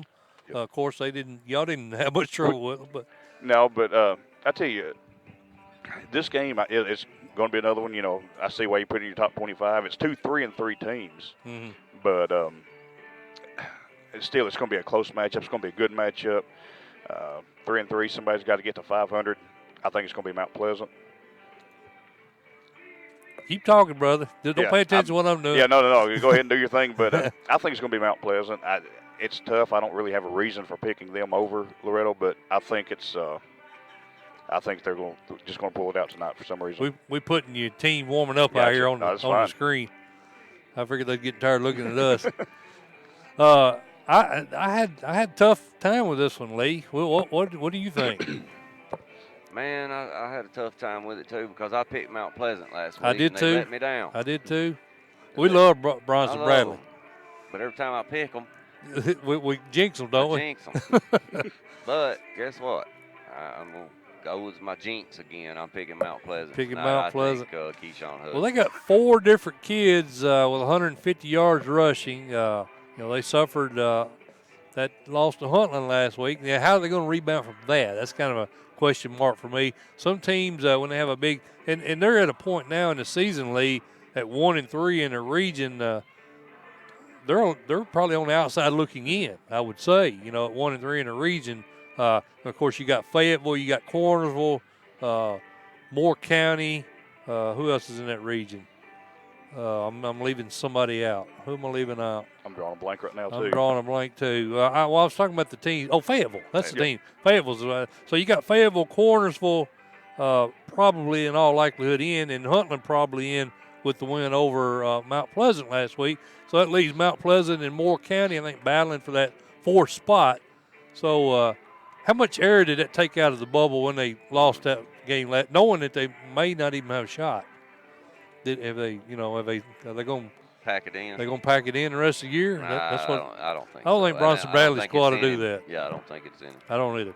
But it is a non-region game, so I'm gonna go with you guys. I'm gonna go Who did you go with? I went Mount Pleasant. Mount Pleasant. Oh, this would be a good one to split, wouldn't it? They beat Collinwood. They beat Wayne County. Lost to Summertown. Lost to Forest. Lost to Lawrence County. I'm gonna split it, just for the heck of it. Because I don't really have a real good feel either way on this one. I didn't either. This was another one I went back and forth on. I went with Mount Pleasant, though. Well, they're home. They're on the road. Right. They beat Summertown. Loretta lost to Summertown. Is double overtime, though. They're playing pretty. Summertown, like you said, Lee's playing pretty good. I'm still taking Mount Pleasant. I'm considering my mulligan here. I had Mount Pleasant coming in, but I didn't expect both of you guys to take them. Dadgummit. Can't get up on him. Dilemmas. What about it, Roy Dillard? Where you at? Anybody see Roy? He's chasing his goat. You're supposed to eat with him today. I know. I got hung up in traffic, man. I'm about to starve. I hadn't ate since like 10 this morning. Well, I owed him a stand-up anyway. He stood me up for. So. Oh, you're not the only one, I'm sure. You got any idea who he is? No clue. No clue. Come on, man. You got to have an idea. No ideas. How many Coach T guys do you think have the same person behind them as Roy Dillard? Oh, you talking about one guy with multiple aliases? Yeah. I don't know. I know there's quite a few that do. Yeah. I'm thinking Roy might be one. Right. I even called him out. Maybe it was a woman this week. He didn't like it too much.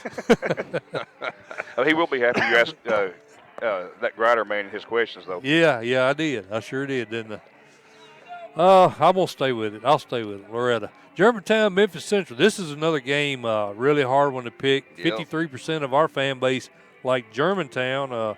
Tommy Farrell kind of struggling in his first year there at Germantown. 2-5, Lee Teat. Memphis Central, I was a little shocked last week at getting shut out by White Station. So what are you thinking on this one? I'm liking Germantown. Liking Germantown. I knew you was a big Red Devil guy. What about you, Sean? I've got Germantown, too. I mean, both teams are 2-5. Not a great season so far. They've only got one common opponent. They both lost to Cordova by 1. That was early in the season. This is a coin flip. I take Germantown. Yeah.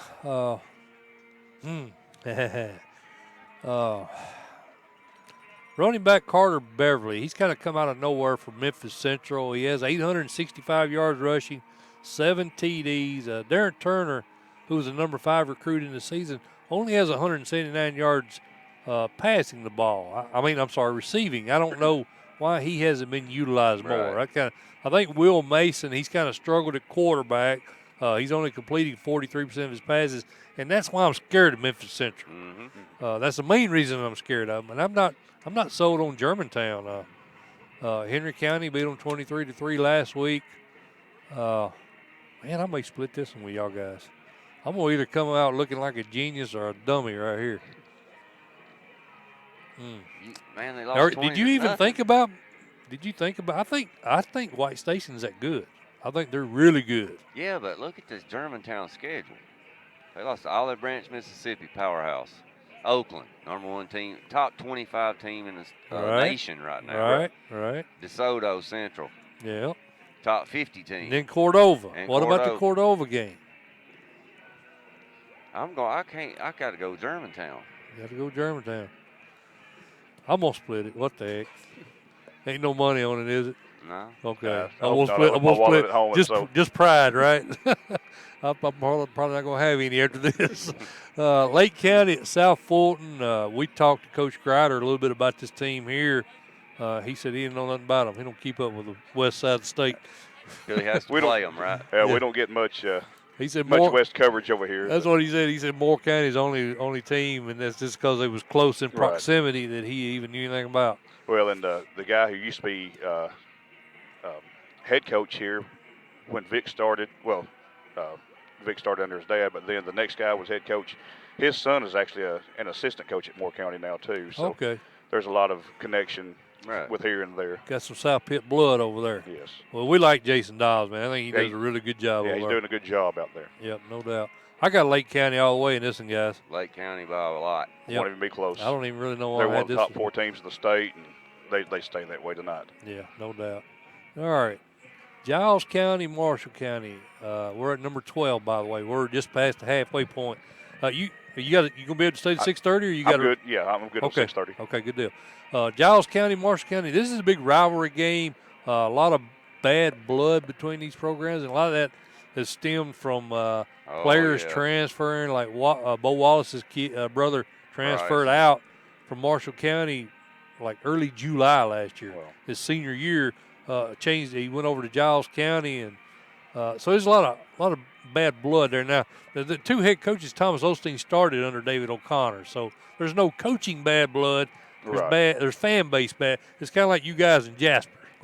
Maybe not that bad, but there's no bad blood there either.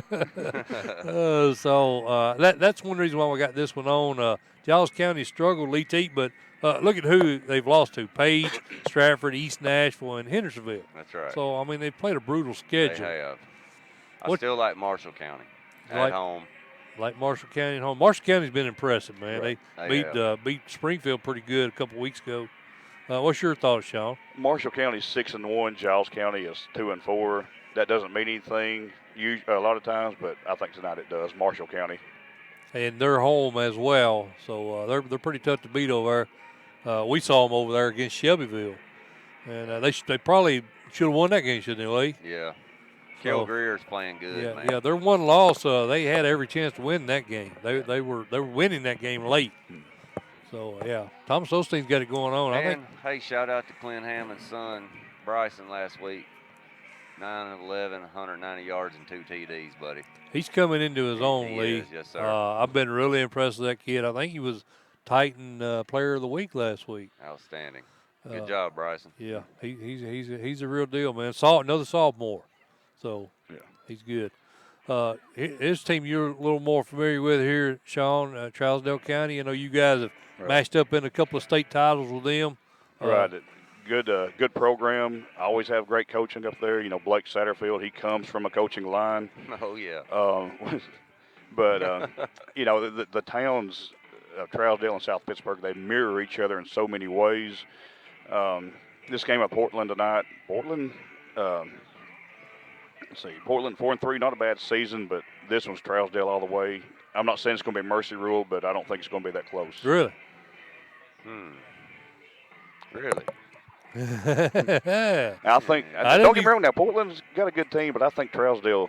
Well, what's kind of got me confused about that Portland team, they lost to 2A Forest. You know, that's kind of messed me up. Other than that, you know, they look legit. Yeah, they beat a Montgomery Central team. Yeah, right? they did. Well, they beat Creekwood, didn't they? Yeah, I think they beat. Yeah, they beat a very good. Yeah, they beat Creekwood, which Creekwood, we're really high on them. Well. Oh, no, I'm sorry, I got that wrong, Lee. I think they lost to Creekwood. My bad. So, what's your thoughts? See, they lost to Forest. Portland lost to Forest. Lost to Heritage, they lost to West Creek, and they lost to Forest. That's right. Sorry, I have my notes backwards there. Man, I'll tell you what. Thinking long on this, ain't you? Yeah. I don't know if Portland can stop Cameron Rankins. Trousdale County. I like Trousdale. I think if for no other reason, I like Trousdale because Portland lost to Forest, and I don't think Forest is there with Trousdale. So, sorry about that, Forest fans. The general. The general. You know what? He'll be mad about that one. Yeah, Forest is getting better. Yeah, they're good. Coach Stevenson's got it going on over there, man. We had him on the show earlier this year when they played Eagleville. We was at that game. Yeah, they got a good team, no doubt. I think they'll make a run. I can see them a legit quarterfinal team. Yeah. So, all right, Whitehaven, White Station. And I told you, Lee, watch out right here. Watch out, brother. This game's at White Station. Whitehaven. I'm just telling you. I got Whitehaven. Coach Salisbury, don't let me down. I got you tonight. This is another one back and forth. Flipped a coin. It came up heads. It's Whitehaven for me too, but it's. I don't know, of course, you're talking again teams out west. We don't know as much about them over here. Yeah. You guys obviously do your homework. You know about teams from Memphis to Bristol. And that says a lot about what you guys do just to get the sun on the air. But I'm going to go with Whitehaven too. Well, Whitehaven is eat up, Sean, with talent. They got 3 kids in the linebacker core that'll be playing the SEC. Eason, French, and McDonald. They all got multiple offers at SEC schools. Can you imagine a linebacker core like that at the high school level? Right, that's crazy. And ask Silas about them. He saw them live. yeah, they're unreal, man. Silas is Lee's son. He's sitting over here. They don't know. They ain't been watching the whole time. They don't know who you're talking about. Yeah, my son, he saw Whitehaven in the BA Academy game. Yeah. But those linebackers Mike's talking about from Whitehaven, which they got a ton of other athletes, ton of other talent. But those 3 guys are legit. But the French, he's pro size. He's probably 6'3", 245, and can run like a deer. You put that on the high school field, that should almost be illegal. Huge advantage, It's ridiculous. Exactly. I mean, he's a pro-size athlete now. And then they got Keyshawn Harris at quarterback. He's a dual threat, man. He can do everything. So, yeah, I like Whitehaven. I was kind of trying to – I was trying to bait Lee into making the pick there. He wasn't buying it. I'm going Tigers. We like Whitehaven and Houston probably on that side of the state. We think that's going to be the quarterfinal game in 7 and 8. For Quad 4. We expect that to be the quarterfinal game. Did they play that last night, Mike? Summit, Franklin County? It's the next game on the list. Oh, I don't know. Maybe. Yeah, it might have moved. Sometimes they get moved and I don't know it. Let me find out. Check I think out. that might have got. Yeah, check that out. It wasn't originally scheduled for last night, but they may have moved that because some areas expecting the weather tonight, and they changed the schedule. We go check our good buddy Jim Thompson's website. Coach T, our primary sponsors. Absolutely, that's the best place to go get your scores. That's where I'm at. CoachT.com. We'll skip that game while you're looking, Lee. We'll go on down to Springfield and Montgomery Central. The Yellow Jackets, Dustin Wilson squad. Of course, we had him on earlier this year. I've been really impressed with Jeff Tomlinson's Central squad. They beat Chuck Greenbrier out last week, beat Harpeth. They beat that Creekwood team we just talked about. They beat Northwest, West Creek, and Sycamore, but their only loss was to Portland. Portland beating Central. That was the one that I was I wasn't sure about. That must be one of your boys. As used to be my neighbor years ago. Okay. Yeah, he played here like just about everybody else walks through the gates. He played here, and his dad keeps stats for the team. Okay. So 69% are taking Springfield? 69% are taking Springfield. Really? Yeah. I'm splitting with them. I'm going Montgomery Central at home, Mike. I like them too. Sean, what's your thoughts on that one? It's back and forth for me too. I'm taking the home team as well. I think if your guys are picking Springfield. I've seen different ranking sites. They've got them going both ways. I'm going with the home team. Well, the thing about this Springfield team, they've had a lot of turnovers. Just in that Marshall County game alone, they had 2 fumbles and 2 interceptions. I think also had a kick blocked in that game. So I think the turnover situation is really what's cost them a lot. Now they're at 4-2. They are 2-0 in region play. This is a region game, a huge region game, because you got that Portland team we done talked about. You got Central, Springfield, Creekwood. All these teams still have a realistic shot at winning this region. So this game right here is huge. But I'm gonna go with you guys. I like Central. Sorry, I'm looking down. That's no problem. Springfield, if they can take care of the mistakes, they'll make this game close. Yeah, I think they've got a good shot at it, but I'm going home team. They played that game last night. Okay, who won? Summit. Oh, that's who I was going to pick. So I got that right. That's a quick one, wasn't it? Oh yeah, that's who I was picking. Yeah, that's who I had. Yeah, so Summit beat them 56-21. Yeah. So Coach Coleman team still rolling right along. Yeah, that's going to be a big game. They got Shelbyville coming in pretty soon. That game's a week or 2 away.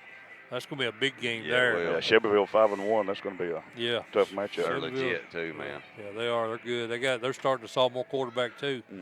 Yeah. David Crockett and Cherokee. Cherokee kind of been a shocker over here on y'all side of the state so far. Yeah, they've had a good season so far. They're 6-1. Crockett's 5-0. Yeah. Both teams got a great record so far, but I think old Davy pulls this one out and stays undefeated. I do too. I think too much Cade Larkins tonight. I'm with you, Lee. He's currently completed 89 of 145 passes, 145 yards. He's thrown 21 TDs versus 1 interception. Wow. You got a senior quarterback, and of course he's coming off of a nearly 4,000 yard season last year. Mm-hmm.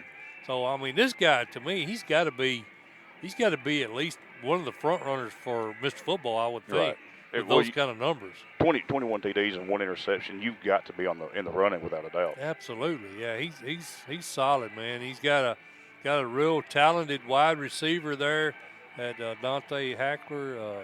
He's having a big year for him again, Lee. Right. Big, tall, lanky, rangy kid. I think this team probably Central, Powell, who we just talked to, Coach Lowe, and then don't count South Doyle out now. Did you see they lost to Seymour last week? Did you see that? I didn't see that, no. Their stud running back Elijah Young got suspended for targeting in the first quarter. Yes. So, but Wow. they appealed it. And he's gonna get to play this week. So, that's the teams we feel over on y'all side in 5A. And targeting at the high school level, without the instant replay to like they have in college to review it and reverse it possibly. That's tough to do at high school level. You need to be sure. Some of these are bang bang plays. And it's hard. That's exactly what I was about to say. On a bang bang play, that's pretty tough, buddy. Look at these big old boys coming in here. Those 59 1A ball players. This is by far the biggest class or biggest group we've ever had. 59 players at this level. That is huge. We've got I think the stat I heard, there's 127 boys in the school, and almost 60 of them, almost half of the male population at the school is out for football. That's good. Says a lot right there for Coach says a Grider, lot. man. A lot of high expectations. I love Coach Crowder. He's a good dude, man. He He's is. always, welcomes us with open arms Oh, yeah. every year. Known him my whole life. His dad and my dad were good friends. We vacationed together. Our families have done things, going up to Knoxville together, things like that. So, yeah. Real good guy. Hey, Lucky to have him. We think a lot of him. All right, fellas, we all went David Crockett, right? Yes, sir. Yes. All right, White House Heritage, the Blue Devils. Ryan Hamilton in his first year there with White House, 3-3, 0-2 in region play, Lee. Heritage, although they're 1-3, I've been pretty impressed with what they got going on there. They're 4-3 overall. Who do you like this game here? Either one of you. Mike, I don't know who to take here. Well, I tell you, I think White House is going to be exhausted from that 4-mile trip. Yeah. That was a long bus ride. It is. That is. It's a tough game. I'm taking Heritage. I like them as well. William Wilson is having a big year for Heritage. 61% of his passes he's completed, 750 yards. He's thrown 11 TDs, has yet to throw an interception, so he's taking good care of the ball.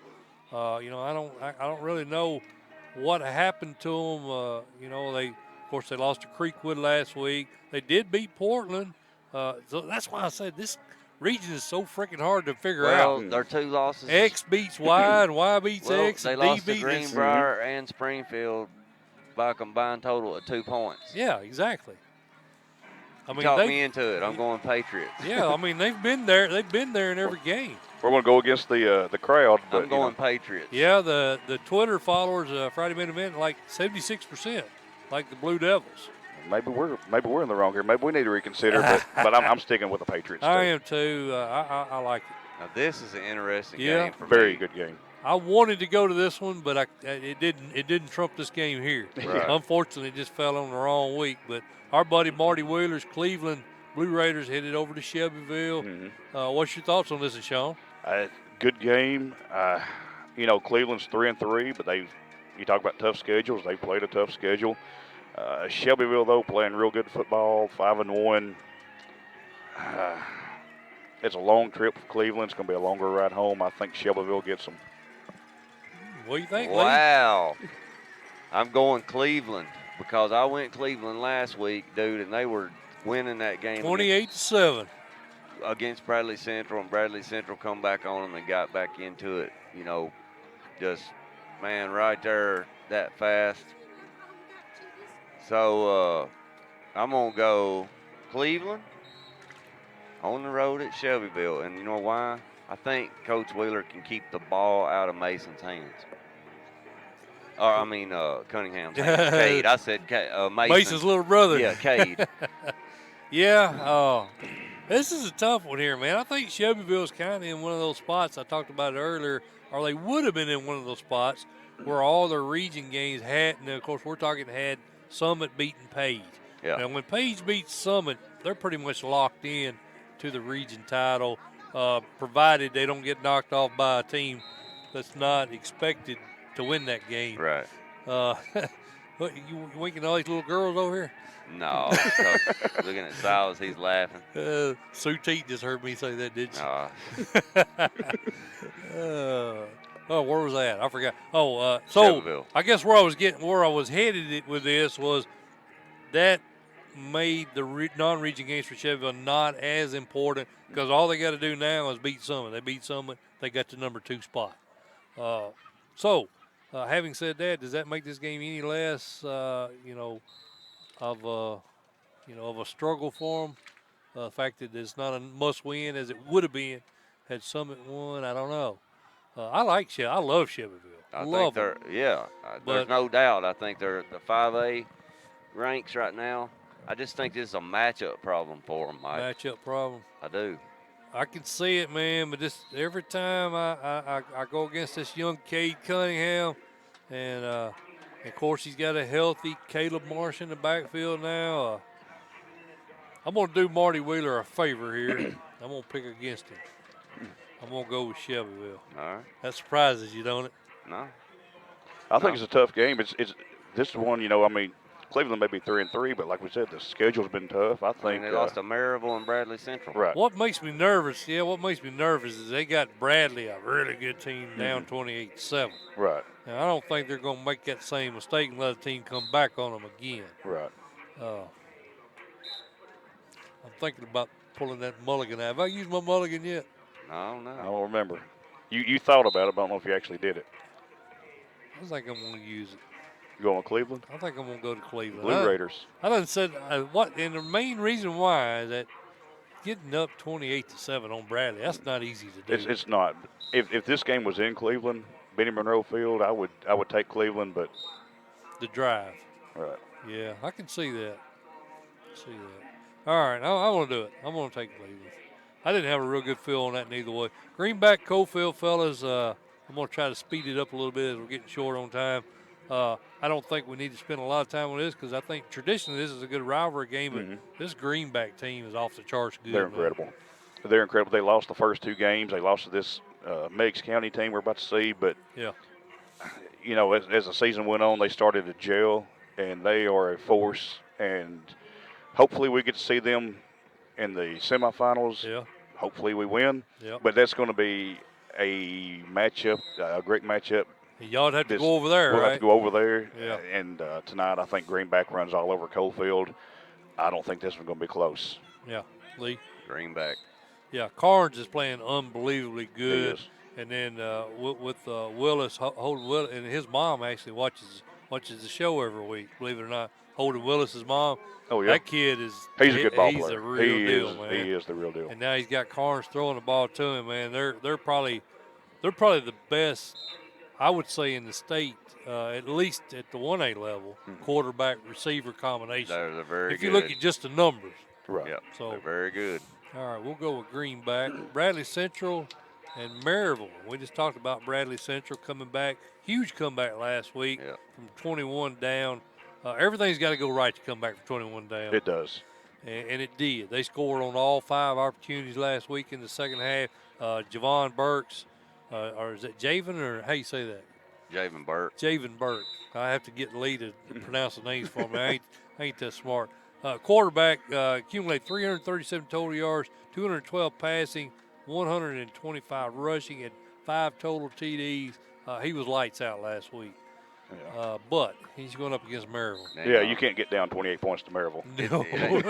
It ain't gonna matter, Mike. Maryville's at home. You don't beat them there. T. Hodge is back too. Rebels, big.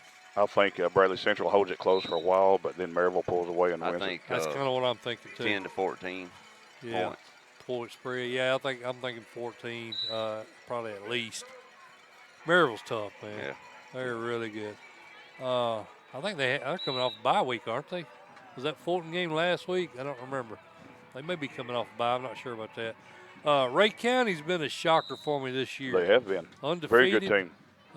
Mark Pemberton, I saw them down at Franklin County during the summer, man, and I really didn't see this kind of start for them. Jackson Langley's had a big year for them. 757 rushing yards, 13 TDs, and they've only got 5. He's only played 5 of the 6 games. He's been very impressive. What's your thoughts on this one?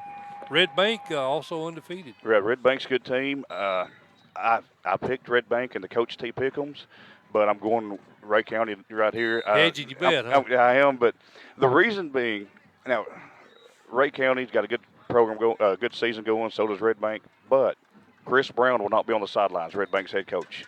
He was right. ejected last week for arguing with officials, and I'm telling you right now, he should have been ejected for it, not because of what he did.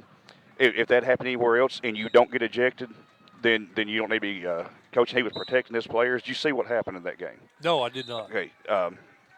Multiple times, Sweetwater players went for the Red Bank players' knees. Oh, okay. There's a video of it. You can see the leg being kicked out.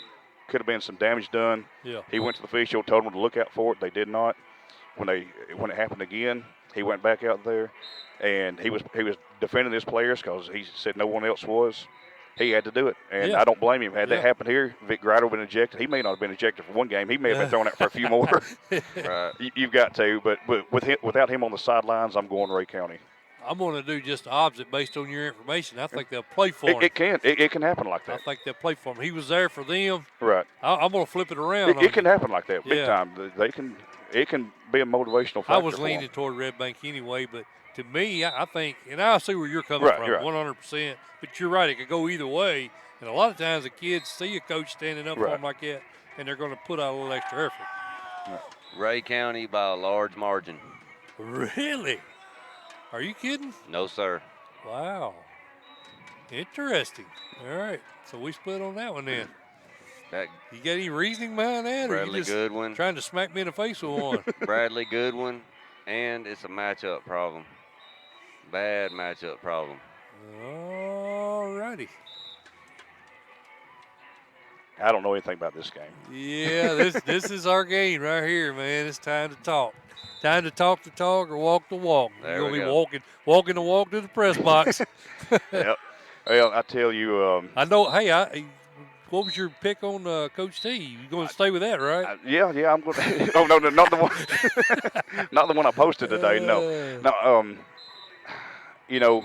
He like 52-2 Meigs or something like that. Yeah. I'm trying not to go with heart here, but it's hard not to. We're at home. It's 1-1A versus 2-2A. It's obviously going to be a good game. Jason Fitzgerald is a tremendous coach. He's done great things at Meigs County. Yes. Swafford is a beast. Probably the best player in Class 2A. Returning Mr. Football finalist. He may win it again. He should win it again. Everybody says if you stop him, you beat Meigs, but I don't agree with that. They've got a good running back. You can pound Swafford all night long, but if he's able to break a couple of those tackles, he can throw the ball. He's only completed 50% of his passes, but don't let that fool you. He's a tremendous passer, tremendous defensive player. He leads the area in interceptions.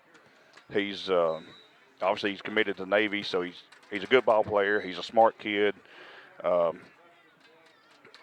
With all that, it makes it sound like I'm taking Meigs, but I'm taking my boys here.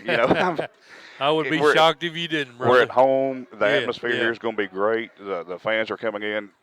Not as many people here yet as I expected, but a lot of them are trapped out here on 24, trying to get in. My color man, he's trapped on the way in as well. I was trapped too. Yeah, but you know, we're at home. It's going to be an electric atmosphere. Got to take the Pirates. It's going to be a close game either way. Yeah, I do. I think so. I think if it ends up being a blowout, I'm afraid it's going to be the other way. But I think we'll hold it close and pull it out. Mr. Teat, you still trying to figure it out, ain't you? He still don't know what direction he's going. The only thing that concerns me, man, about this ball game, I think teams are even. Yeah. Talent for talent. Yeah. I mean, I know Swafford. I saw him last year at Trousdale County live and in action. He's an outstanding ball player. Yep. I think they got good tailbacks. But I think South Pitt's got as many athletes. You're just probably not hearing about them as much this year. Ronto's been a little nicked. He's been gimpy. But I think, Braden Sander's playing pretty good this year for y'all. You know what Gotta give him time, me? though. What concerns me about this ball game, man, is how many weeks it's been since you played. That's my biggest concern is the layoff. We were off this past week. Both teams were off flat, this week. or do you come out fresh? Right. And see, a lot of teams, when you have 1 week layoff, they'll come out flat. But we've had a 2-week layoff. That Red Bank game was canceled a couple of weeks ago. It's going to be it's going to be tough to just come back and get into it. But these teams will feed off the electricity. They'll feed off the crowd. I think early on that will get things going, and I think the crowd's what's going to pull them through, get them ready to go. You still ain't made no pick, man. You mulling it over. Oh, bless. Fire it out there. I tell you, no. I tell you quarter? what. All right, I'm gonna go Meigs for one reason, up front. Yes, I get that. They've got some that's the only horses on the difference. line, both sides. Up front. All right, I want to kind of feed into a little bit of what you were saying. The long layoff. Okay, what's longer than an 8-month layoff, which is what y'all had coming in. Sequatchie County played you close week 1. They did. Now that's So- the thing. Meigs County has been tested a few times. We've had a quiz. Yeah. I mean, that's the best I can say. Our schedule's not been tough, but But my point being, when you haven't gone back to back to back to back, right. Via the first game of the season, maybe you didn't play it up to what you were True. capable. 3-week layoff. Is that a reset on the season? You start the season all over now. Yeah, it's in possible. your mind as Right, a kid. I got you. Another thing, and I said this on Coach T, I thought would factor in tonight was Ronto Tipton. I think you might use him more on offense. I think so. Until the old ball coach. The Ah, old ball coach, I don't know whether he was setting me up or not, but we kind of addressed that with him, and it led us to believe Ronto's not ready, physically for more action Right. on the offensive side of the Right. ball. So and I get that kind of threw my wild card out right there. Right. Well, does he do? I think, like he said, maybe if Meigs starts pulling away a little bit and he just shuts it down. But I think if it's tight going into the fourth, Ronto's going to be on offense. And I do think he ain't going to, that competitive nature is going to come right. Another thing, I'm not sure if he's back yet, but we've lost 2 fullbacks. And we're down to our third-string fullback. Luckily, that third-string fullback could have started for us at the beginning of the season, if not for the other 2 guys in front of him. Right. But I think one of them may be back tonight. If so, that's a good sign for us. It's a big plus for us. Not just for, having a starter back, but just for depth. You can have 2 different guys come in there and not really skip a beat. So Right. that helps us. Well, let me tell you this. My heart's right here, Right. but my head is over there. Is saying Meigs. I just think maybe up front. Yeah, and they have us outsized. This game reminds me a lot of Signal Mountain back, I think 2012. They came here. The game was 55-54. Yep. They beat us by 1 point. It was a back-and-forth game. Signal would go, they'd have 10-play, 15-play drives, just methodically march downfield. We'd hit a 3 or 4-play drive and score. Yes. Match them score for score, but, they had the time of possession about a 1. And, I mean, it's just back and forth, but Well, another thing I'm looking at is, of course, Swafford's averaging over 9 yards a carry. Right. And that's Vic gotta Ryder's give him that. one of the best coaches in the game. That's going to be his priority one. He's going to gang tackle. Right. That guy's going to draw a crowd. He will. No doubt about it. The myth, I think, coming into this game, and we see it on Coach T, is that he can't throw the ball. That's a lie. Lee was at Trousdale County last year. He can throw the ball. So I think the difference in this game is going to be Swafford throwing the ball. I think so too. I think if you over pursue him, you're in trouble. I think it can be the difference. Well, the RPO and listen at Trousdale last year, he's real. What he'll do is he'll see a hole that's not there, or he'll set you up for a hole that's not there. He'll bounce into the other hole, but instead of him running through the hole at Trousdale last year, he'd bounce into the hole. They would pursue him. Boom. I hate to make a comparison to this guy. Nothing against him, but he's a lot like Tim Tebow. Yeah. You know, I mean, he's a big, strong runner, and he can throw it. That's a good comparison. You know, hate to compare it to a Florida guy, but he is a good guy. So time's up, fellas. I gotta do the tiebreaker now, don't I? Yes, sir. All right. I was coming in with a healthy Ronto in my head, and I was going Pirates, but I've decided since talking to Coach Grouder, and he may have me set. He may have set me up. He may have set me up. I'm gonna go Tigers in probably like a 3-point game. It'll be close. It'll be close. But yeah, I'd be glad to see y'all eat your words. Yeah, I'd be glad to eat. No, seriously, it's going to be tough. Hey, we'll eat crow on that I any day learned a of the long week. time. Don't pick with your heart. Pick with your head. Yeah. That's what I think I'm doing. Like I said, my heart's sitting right here. No, I I'd love to see understand. that black team right there. And all honestly, black win tonight. But I wonder where I would pick if I wasn't a South Pittsburg fan. I know a lot of the. I think Coach T had South Pittsburg as the favorite, but you know it's going to be tough either way. 49. Yeah. But it was close. All right. All right, fellas. Well, this has been the Friday main event. We appreciate you, Mr. Gentlemen, Dunwoody. I appreciate it. Thank you, sir. Always a pleasure to come down here and socialize with you guys. I plan to keep that one. I'll try to hit up there around halftime, man, and come on holler up. at you guys. Come on up, and then maybe we can hook up tomorrow too. That sounds good. Sounds good. Appreciate you, brother. All right, have a good one, guys. All right, thanks, yes, man. sir. All right, Lee T. I guess we're going to go ahead and wrap it up and tear it down, brother. Let's do it, man. All right, Ready to watch I a am little Mike football. Muller, and he is Lee T, and this is the Friday main event, and we're going to be Oakland High School. Oakland High School. Oakland High School. Oakland and Riverdale should be a heck of a ball game. Kevin Creasy put his blessings on it. Love Coach Creasy. Yeah, he's great. That dude likes to mess with me, don't he? Oh yeah, he's a good dude. We called him before we got on there, and he goes, "Well, I know you, Will Kreisky's #1 fan there," and what'd he say? I'm entered in his phone. Yeah. He said that he's got me entered in his phone as Kreisky's boy or something like that. Kreisky's fan or something. Kreisky's fan. That's what it pops up when I call him. Yeah. So I love you too, Coach Creasy. Yeah, we love you, Just man. so you know, buddy. All right, Lee. Well, we're going to get out of here. Friday main All right. event. We'll see you guys next week at Oakland High School.